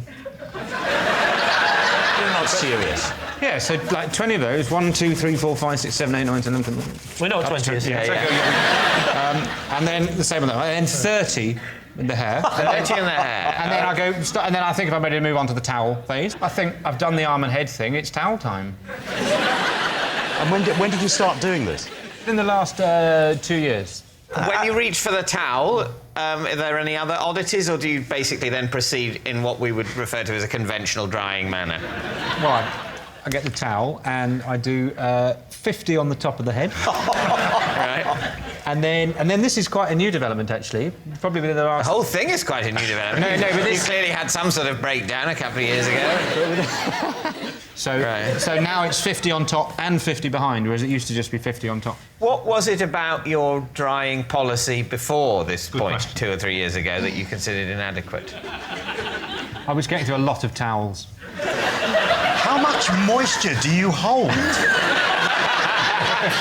I am unbelievably absorbent. You, one could wring me out like a sponge. Have you tried that? Because that might be a more efficient way of... I don't see what it is about this system that is hard to believe or understand. I don't like it. No. Don't do it. If this turns out to be true, it's going to be a tense evening. Do you or have you ever washed your car by hand rather than going through the drive-thru or something? No, never. No, really? Never. Never? You're the most middle-class man I've ever met. You've never washed your own car? I've been through the rolling one. That's not the same, Miles. Getting the coin and putting it in the slot does not constitute manual labour. I've only had a car for 3 years. Maybe that's why this started. Yes, did the purchase of the car coincide with a new shower policy? Having seen the car go through the rolly thing that for some reason you don't know the name of, even though the name pretty much creates itself. That's right. You sort of think, I want to create my own domestic version of this with my hands. I don't... Yeah. Do you have a little sign when you go into the bathroom that says, stop? Once you get... Do you edge forward, waiting? Stop. And you've got to do it quickly, because you know things are going to beep, beep, and you've got to get out again. So, David, it's time to take a guess. What do you think? It's truly horrible. But I want it to be true, and I'm an optimist in life, so I'll say it's true. Yeah. I can't go with that. I mean, if it is true, then it's really disturbing and frightening and all those other things that you scare your kids with. My instinct is that it's a lie. OK, So you're saying it's a lie. Well, yes. Miles, were you telling the truth, Miles, or were you telling a lie? It is true.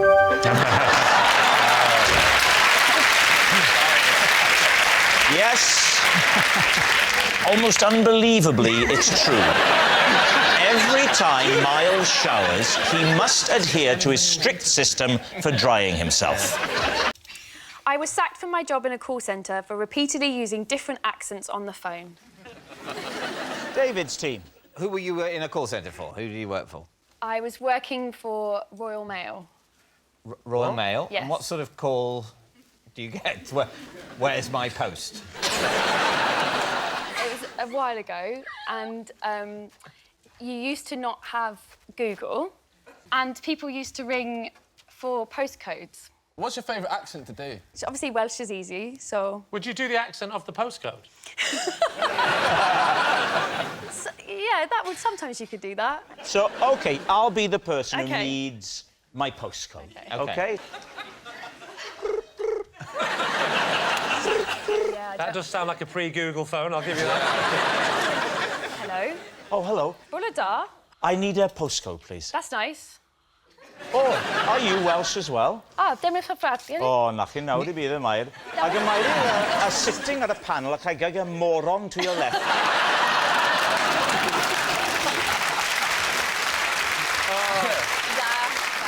Can you give me the full address, please? All right. 14 Mack Avenue. Oh, now where's that now? It's just round the corner from Success Street. 14 Mack Avenue, Deadsville, Nowhere Town. I'm afraid... Oh, it is in Wales. Oh, yes, that's very near Swansea. The postcode you require is S for Sugar, W for Wilson, 8, R for Robert, B for Bertie. That's a lot nearer Wimbledon than I expected. SW. Well, I wasn't always right. David, why don't you make an inquiry? OK. Hello. Well, hang on, you've got to ring her first. That's really good. The sooner this is privatised, the better. Hey there, hello, hi. Oh, I wasn't expecting to speak to an American. No, I know. It's exciting. I just came over here and I got myself a job. That's very good. That's Were very you working 9 to 5, by any chance? How can I help y'all? Well, I would How like... y'all doing there? You have a nice day? It's so hot here in London, I can't tell you. I'm sweating like a pig. Well, hang on, it's not one of those lines, is it? Yeah, it's real hot here. I might just get out of these hot clothes. In which case, at the other end, you'd hear, ah, really? Oh, gosh, well, I certainly wasn't expecting that. So how did they discover that you were doing these voices? I didn't know, but they were listening in to check. For training purposes? And so they were listening in for a week on me. Look, I have as much of a sense of fun as the next man. But I hope it's not him. That's very disrespectful to your employers. They were paying me, like, $4.60 an hour, I think. Well, work more hours. Work more hours, save up, you can go on a cruise.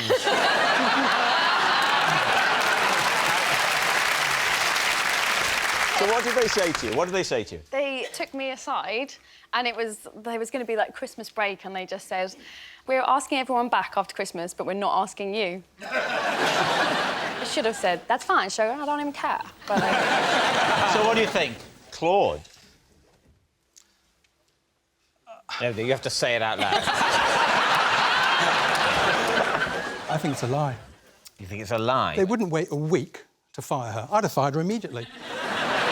I think it's believable that you could be that bored in a phone centre. I'm leaning towards true. OK, you're saying it's true. Cariad, truth or lie? it's true. Yes, it's true. Cariad was sacked from her job for using different accents. I am currently seeing a hypnotist to cure me of my compulsion to visit hypnotists.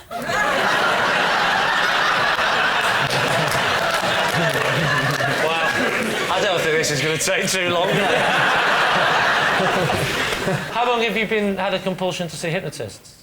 Well, it started off I had a fear of heights, and I visited a lot of different practitioners. It is a serious enough thing. I mean, it is. It's unusual to be this high.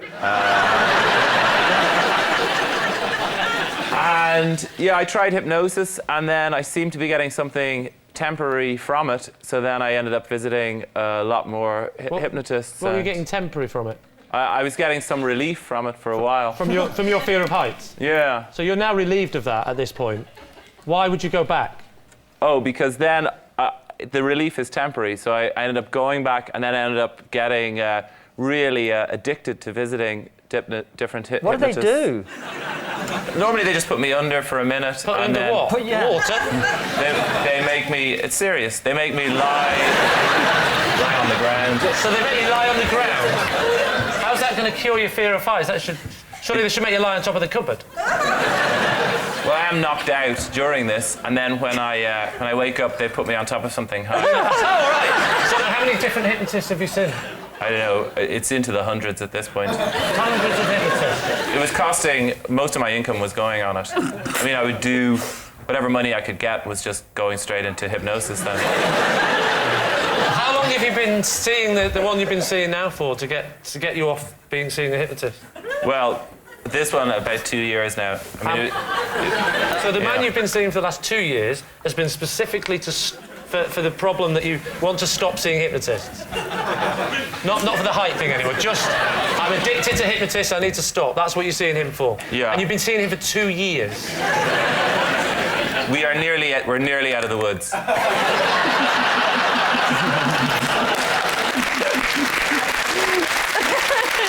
Do they ever touch you in any way? Generally, the sort of severe vertigo hypnosis I get doesn't involve physical contact, but it does involve being winched up. Winched up? Well, winched up to get the height, so then when you come around, you're at a height and you think this is normal. When he puts you under... Well, this is going back when I had the serious problem. Well, let's go back to that problem. That interests me, the winching up. So they put you out and then you're gone. Do you remember do you wake up and go... No, you're How do I get up gone. here? You put on a sort of Velcro suit at the start, and then... Are you aware of what they're saying? No, it's like I'm gone, and then it's come down from up there on top of the cupboard.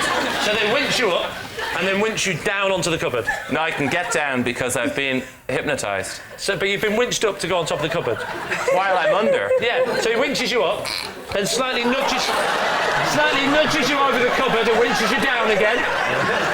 Why does he have to put you on the cupboard? Why does he just winch you up and keep you winched? What's the advantage of being on a cupboard over being winched up? Have you got a fear of being up high on cupboards? What's the name of the hypnotist you're seeing? Dr. Spanks.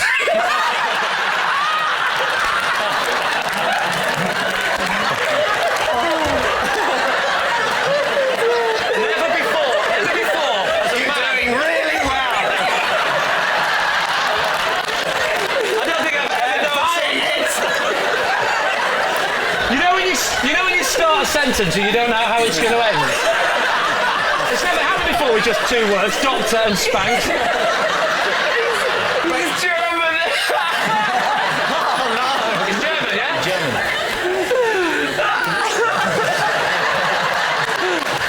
It's very emotional.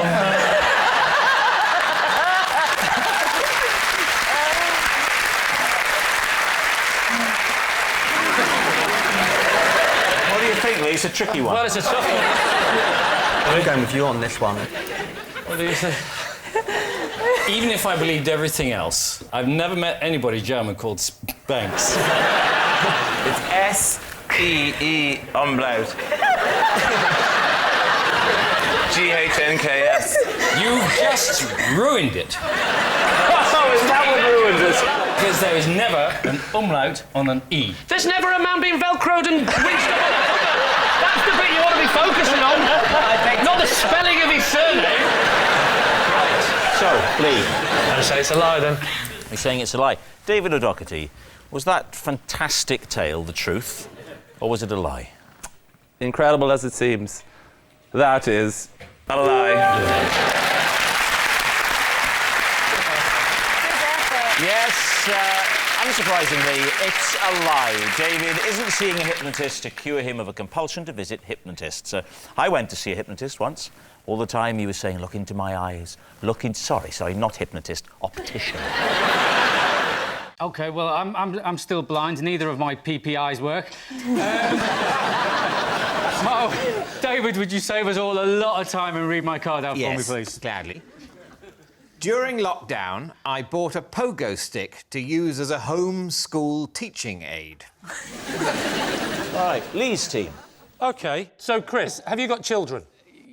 Just the one. And this was for, what, your homeschooling PE or something? Yes. When we did homeschooling, we split up the tasks. I was in charge of PE and maths, and my wife was in charge of reading and art for obvious reasons. At what age is your child? During lockdown, she was 6. And do you do anything else for PE or just pogo stick? I'm quite a lazy guy, Lee. So I realised that when you're on a pogo stick and you're bouncing away, what you're trying to do is see how many you can do. How many repetitions without touching the ground? Yeah, and maths You have is to also... touch the ground, Lee, to be fair. Otherwise it's levitating, which we still haven't mastered. I appreciate you said it for comic effect, Rob, but you know exactly what I meant. Well, what I tried to do is I realised that how many is also what you do often in maths. And I could consolidate all of my teaching efforts into one tidy little package of minimal effort. So I invented pogo maths. OK. And you just shout out some sums and they have to bounce out the answers. But are they experienced in pogo sticking? Because it's quite hard. Well, I mean, it does help if you can use a pogo stick first, so you have to get over that hurdle, but that's, you know... You have to get over a hurdle as well. I appreciate you said that for comic effect. Thank you, Rob. We have a pogo stick. Yeah, well, it's Chris's card. Make him do it. I don't think the BBC's got enough money to cover the insurance on this. Don't worry, I've got this covered, Chris. Like the card, let David do it for you. There is a pogo stick behind you, I believe. Oh, my gosh. There it is. Don't do it there, and make sure you're 2 metres away from me. Right. Down you go. Now, Chris... Hang on, let me have a practice go first. He's not doing it, Chris. This is going really well, Chris. Dead easy. Are you ready? Yes. What is 8 minus 5? OK. The problem I've got now is if I bounce and fall off after, say, 2, you don't know if I'm bad at pogo or bad at maths. All right, here we go. 1, 2, 3. Give him.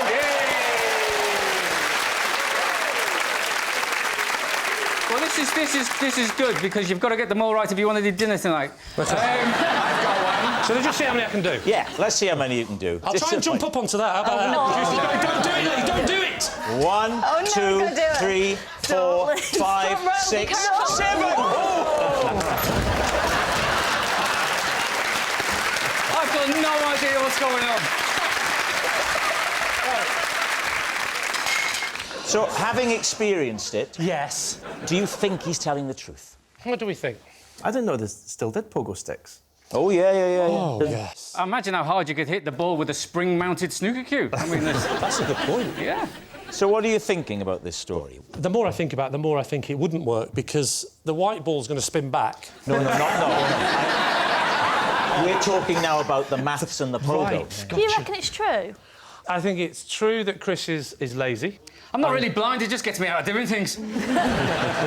Listen, tell me about it, mate. I do it all the time myself.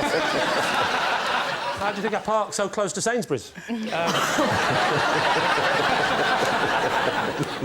think he's lying. You think he's lying? I think he's lying as well. You think he's lying? We'll go with my team and say he's lying. OK, saying it's a lie. So, Chris, maths on the pogo stick. Was it true or was it a lie?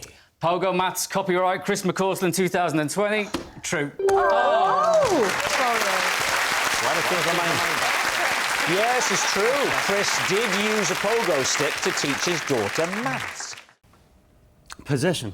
Possession, right. Now, there's a box, Mackenzie, under the desk. Would you take the possession out, pop it up on the desk, and then read the card for us, please?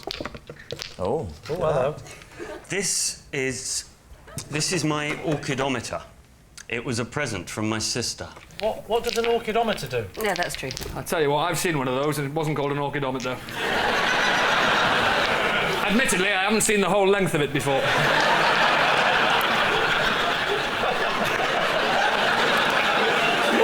What's an orchidometer, Mackenzie? It is a piece of medical apparatus used for determining the size of testicles in male humans. Why do you need to know the size of male testicles in humans? I'm 42, nobody's ever gone, hey, extra large. I don't. This was bought for me by my sister. Wait a minute. What? Some of them are so small. They're tiny. You'd be surprised.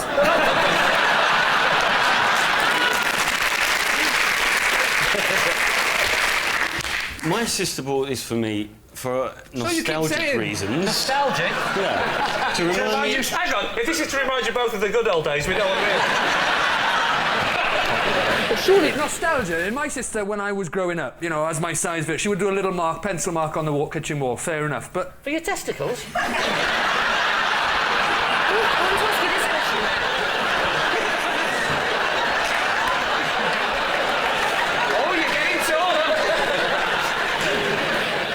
You know how when someone gives you a jumper, they say, "Oh, try it on now." Which one are you? You must have done it. I've never done it. You liar! I've never done it. Why would I want to? I'll tell you why, because the second we get out of this studio, I'm doing it, so I know. I want to do it now in front of the audience. Well, do you know what? I think we'd all be very happy for you to do it now. Let's do it. Oh, no. Have you watched it? Hasn't been anywhere near any. Well, don't bring it to me. I don't want to... Hey, Rob, bring back memories.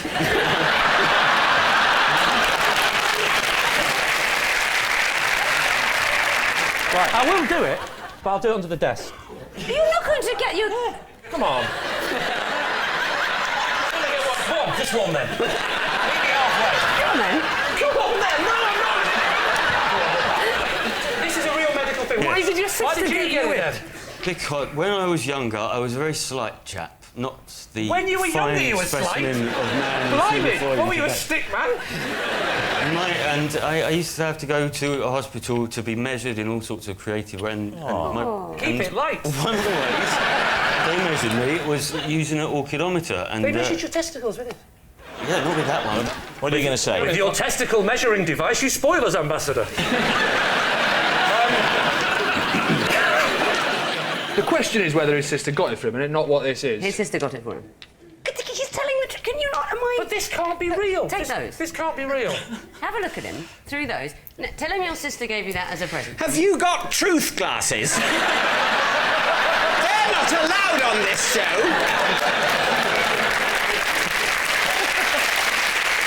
Lee, it is time to take a guess.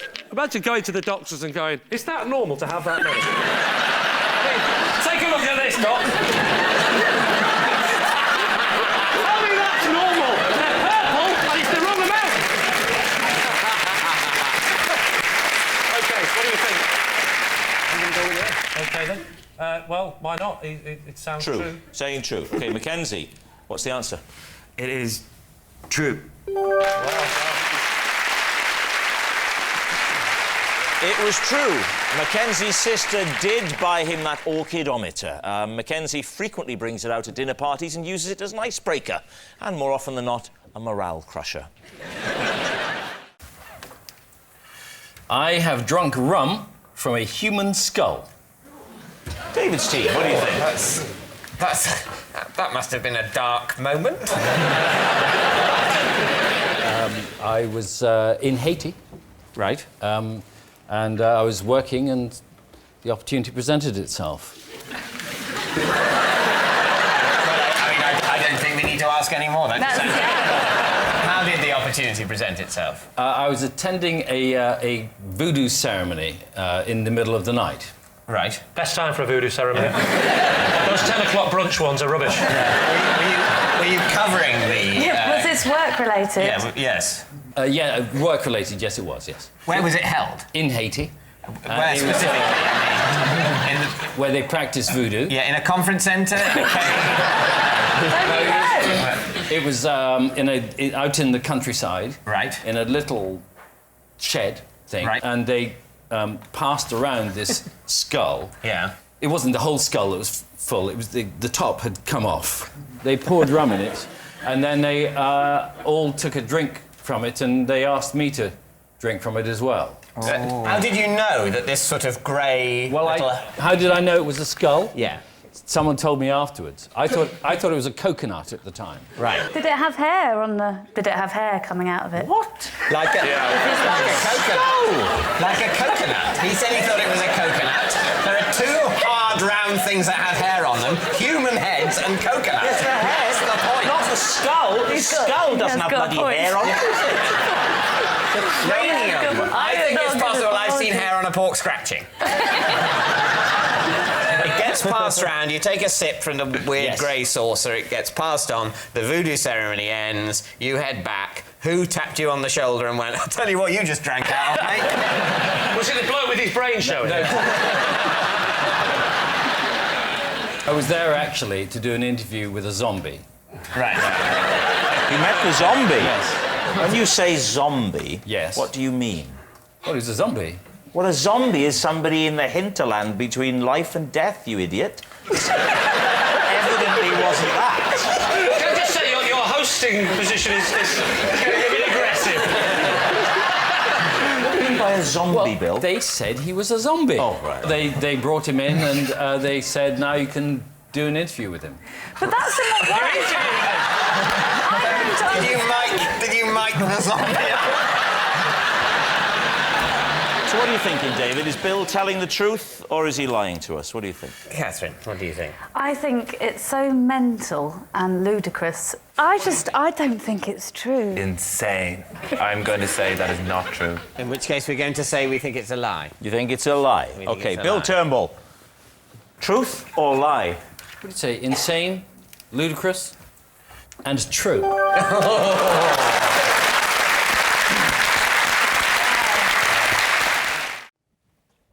I always make toast by ironing the bread. It tastes much better that way. Lee, what do you think? Do you apply butter pre-ironing? No. Well, that would be mental. No, that would be crazy. Because then you are in danger, of course, of cooking the butter. You get a beurre noisette on top of your toast, which wouldn't do you any good at all. He's good. Is this the same iron that you use for the clothes then, straight after? You can use any hot, flat metal implement to iron the bread. You don't have to use an electric iron. I quite often put a shirt in the toaster. What other hot, flat metal implements do you have? Well, you can get a spatula and heat it. A spatula? That must take a long time to do toast. Not a plastic one. Oh, I know the basics, Greg. You could get a fish slice. Why? Is this the kind of advice you give out on MasterChef? Never ever eat up a plastic spatula. What's the bread on? It doesn't matter what the bread's on. Oh. Normally a work surface. So when you put the iron on, you're going to squash it a little bit, surely. To flatten it a little bit and squash it a little bit is the point. So without getting your sweaty palm on it. Bread is flat, isn't it? Well, of course, it's not rolling hillocks. I know this. But it's also bouncy. Bread isn't necessarily flat. If you slice it flat, it's flat. A loaf of bread isn't flat. What are you doing, total? A loaf of bread, you say... No, but I mean, you can't say bread is flat. Paper is flat. Bread isn't necessarily flat. Bread's only flat if you cut it into a flat shape and then iron it, like anyone sensible. If I was going to pick you up on anything tonight, Lee, and I like to think that I will, it would be how you pronounce the word topiary. Did anybody notice he went topiary? It was like a wonderful mixture of trimming a hedge and a little bowl you have of things that smell nice in the house. I say topiary. What do you say? Well, it's topiary. It's not topiary. So hang on. Whoa, just to backtrack. There's a man ironing his bread, and I'm being picked up because I'm saying topiary a bit like potpourri. Where the hell's David gone? Oh. I thought he was so middle class that I pronounced it wrong and he fainted. tell you what, I knocked a water bottle onto what I can only describe as a nest of wires. And also, he was a little bored. Oh, yeah, I mean, you were just trying to teach Lee how to speak. I mean, we could be here all night.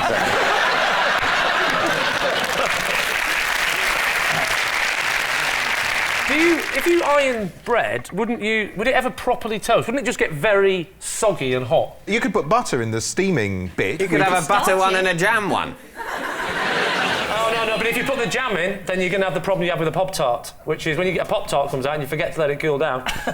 A Pop-Tart is something that working class people have for breakfast, just before it's mentioned by anybody. I'm about as working class as it gets. I don't know what a Pop-Tart is. You iron bread.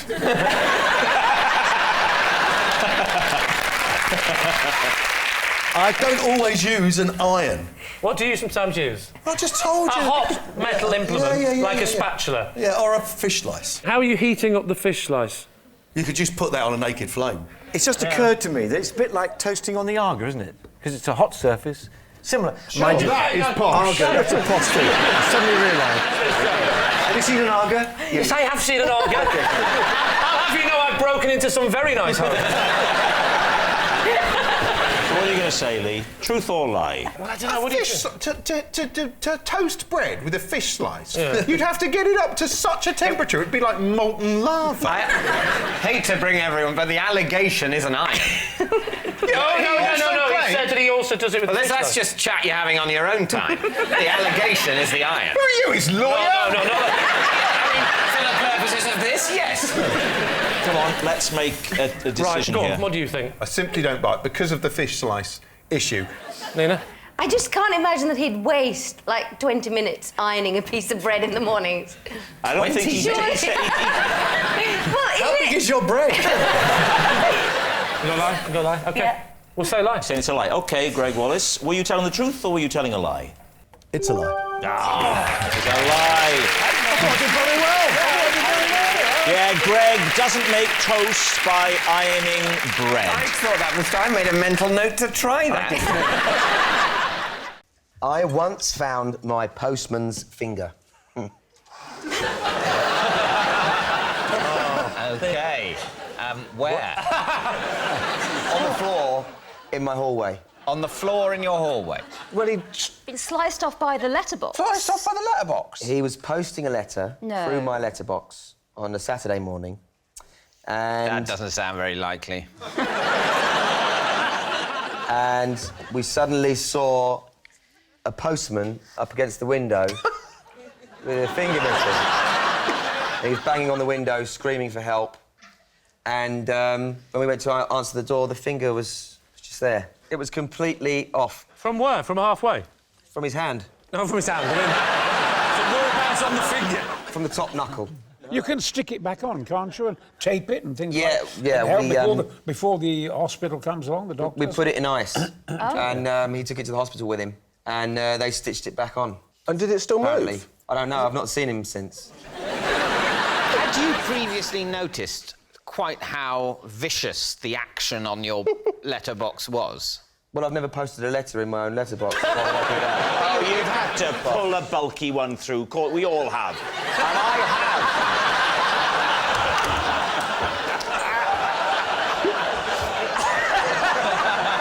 Well, what I bet happened is it came down on him and he recoiled in terror. Something that I'm sure Brian could act with great... Imagine, Brian, you put your finger in, you got it caught. How would you recoil? How do you go? Something like that. Yes. That sort of thing, Was it harrowing? Like, I'd find him, that... yeah. For him. It must have been quite harrowing for you. How old were you? Yeah. I was about 10. And who phoned 999 and said, Not the postman. I've got the postman's finger?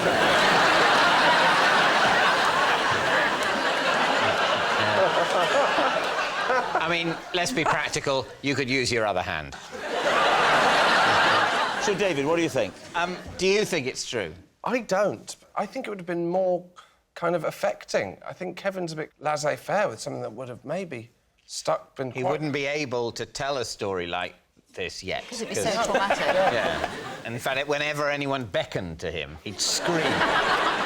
Do you beckon to someone or do you beckon someone? Probably beckon. You're right, I've wasted a preposition. So what do you say, truth or lie? Yeah. I don't want it to be true, because if it is true for Kevin's postman, it could be true for ours, because... Well, No, well, suddenly it explains all those fingers on the doormat. Yeah. I think it's not true. I think the ice is too convenient and it... I don't know what I mean by that. We're going to say it's not true. So it's a lie, then? Yeah. Kevin Bishop, the truth or a lie? It is, in fact, true.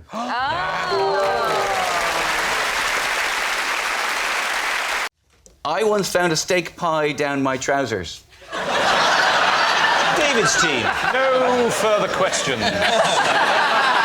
Was it hot or cold? By the time I found it, it was body temperature. You know, it just air. From which direction had it reached body temperature? From piping hot downwards or from cold upwards? I think it had gone from room temperature to my body temperature.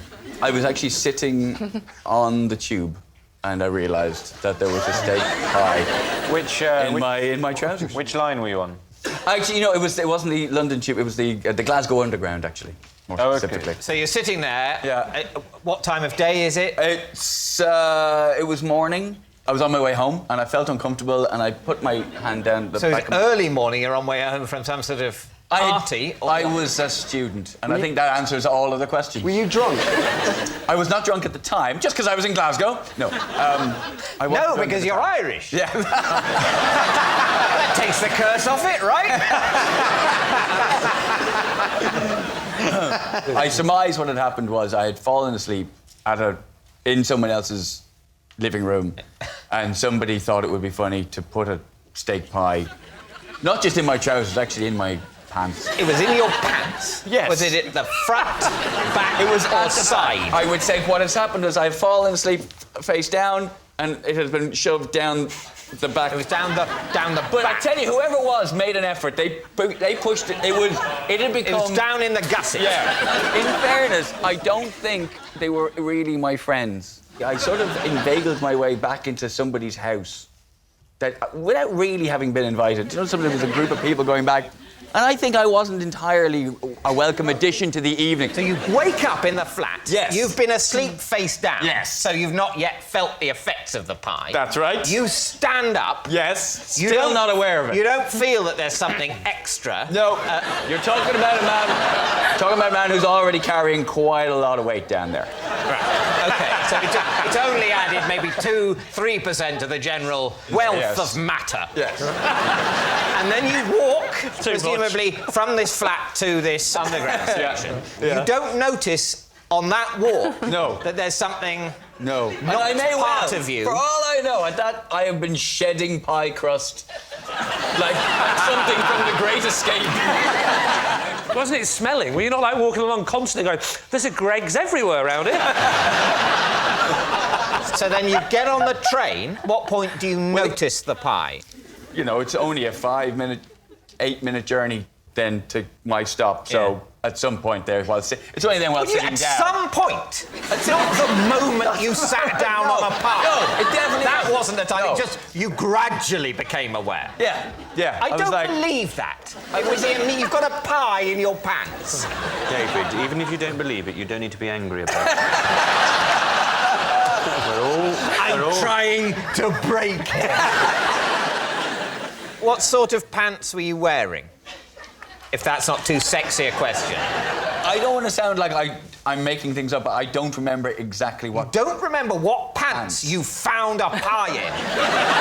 That's not a mental image that stayed with you. Well, the type of pants from which the pie emerged. No, because... I would remember that. They didn't emerge. I was sitting on the underground, and I went... And I just sort of... I put my hand down and... Oh, can you imagine the face of the person opposite? Especially on me. I started eating it, So what are you going to say, David? Which way? I think it's full of plausible detail, such as they didn't want you at the party.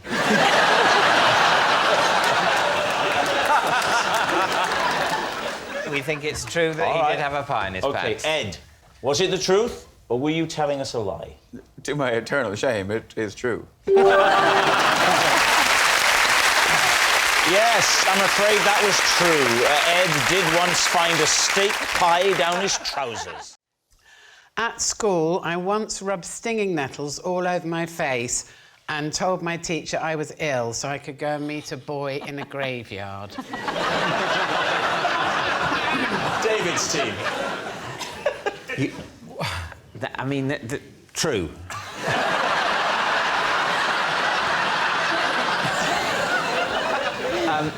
So this was a date in the graveyard. Was the boy living?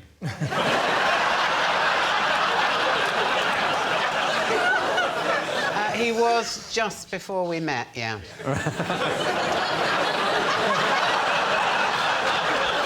And these, Joe, you say these are your school days, so we're talking about the 1990s. Now, what was the... It's my way of being flattering and gentle. Chivalrous, you say. Chivalrous. When was this, Joe? The 1890s. That would have been the late 60s, actually, early Late 70s. 60s? Yeah. Gosh, OK. So when you walked into the graveyard like this, he must have been shocked to see you. Rob, he was pleased to see me. He knew what he was going to get.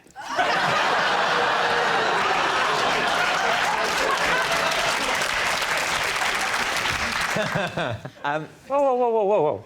What was he going to get? I bought him a cake. So freshly nettled, you go off, you go and find your teacher. What happens then? Well, I say to the teacher, I'm really not feeling well. I don't know whether I ate something for lunch that's given me some sort of allergic reaction. Can I go home? I mean, I don't know. I've never run a school. But are you allowed, if a child says they're ill, you're allowed to just say, yeah, off you go? Well, I said to her that my mum was at home and I live within walking distance of the school. It was the late 60s, early 70s. Very different time. Children hadn't long stopped going up chimneys. So what do you think? Oh, Johnny? I think it's so unfeasible, it's probably true, don't we? Well, that's the wrong way to reason. It should be unfeasible things are less likely to be true. Yeah, but... Although the true things are deliberately picked to be unlikely. Exactly. I travelled here by car, for example, never come up. That would be easy. Sorry, can I just check something here? Yeah. Why do you get a car? Yeah, it's a class thing, you know. Well, they still shouldn't make me drive your car.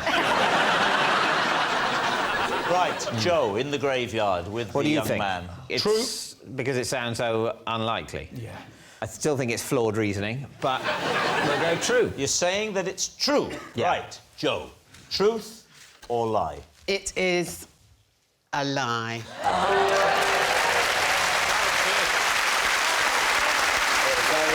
Yes, it's a lie. Joe didn't rub stinging nettles over her face to get out of school. I once buried a badger with the banker from Deal or No Deal. Lee's team. I know the programme, but who is that? Who is the banker? We never hear the banker, do we? No, I'm not allowed to tell. If I told you, I would have to bury you alongside the badger, I'm afraid. Oh, so the badger found out. Is that what happened to him? What's burying the badger a euphemism for? This banker, can you describe him to me, please? Yes, I could do. He's just a guy, like you and I. Somewhere in between Well, you which and one I. is it? Somewhere in the middle. Why do you know the guy from... I know that way back when I used to be the producer of Deal or No Deal. Right, and what's his name? He is called the banker. No, what's his real name? I can't tell you what his real name is. It's on the credits of the show. Tell us. What does it say on the credits of the show? It says the banker as himself. Why was the badger dead? Yeah. We hit it with a car, unfortunately. What were you doing in the car with him? About 70.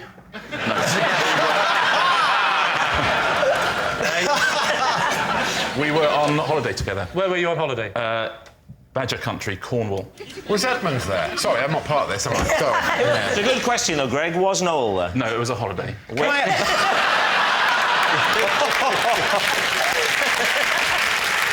Before you buried the badger, did we put him in a box and then there was loads of other empty boxes? And then you stood there and you had to choose which box it was.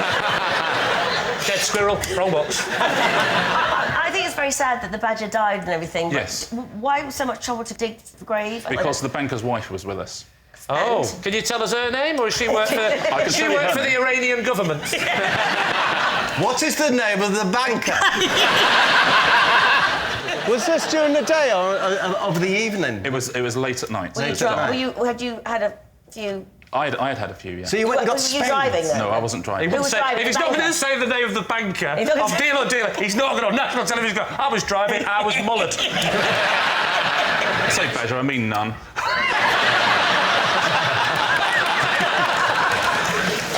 And then what? The banker's wife then says we should bury it. The banker's wife. It sounded like Cluedo, this. Go on. To which the obvious answer is we're not going to bury it. It's 2 in the morning. Right. It's really cold and it's dark. What's happened then? So the badger is dead. Right. Yeah. Sad occasion. I'm not underestimating the sadness of it. And there's probably a badger wife and badger children at home, so that's... I accept Are you not allowed to sad. say their names either? So you checked the gender of the badger then? You know it was a male badger? Or a female badger in a same-sex relationship who've adopted a small badger, perhaps an orphaned badger without a home in need I think of you're rest? wildly overestimating the sophistication of the badger community. But what happens next? We went back, got spades. Yeah. Went back to where the badger lay prone, buried it, said a few words. What did you say? Just said, Lord, protect this badger. Or words to that effect. If only you'd have said it an hour earlier.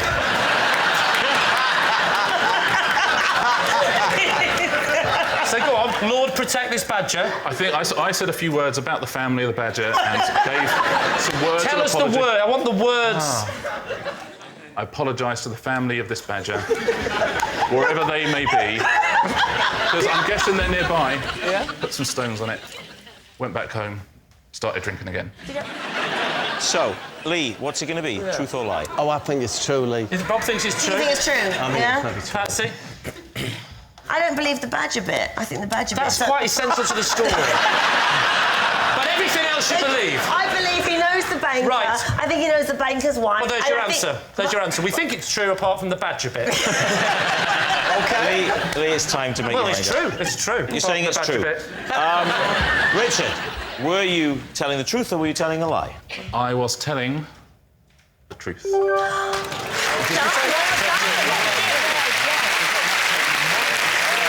Yes, it's true. Richard did bury a badger with the banker from Deal or No Deal.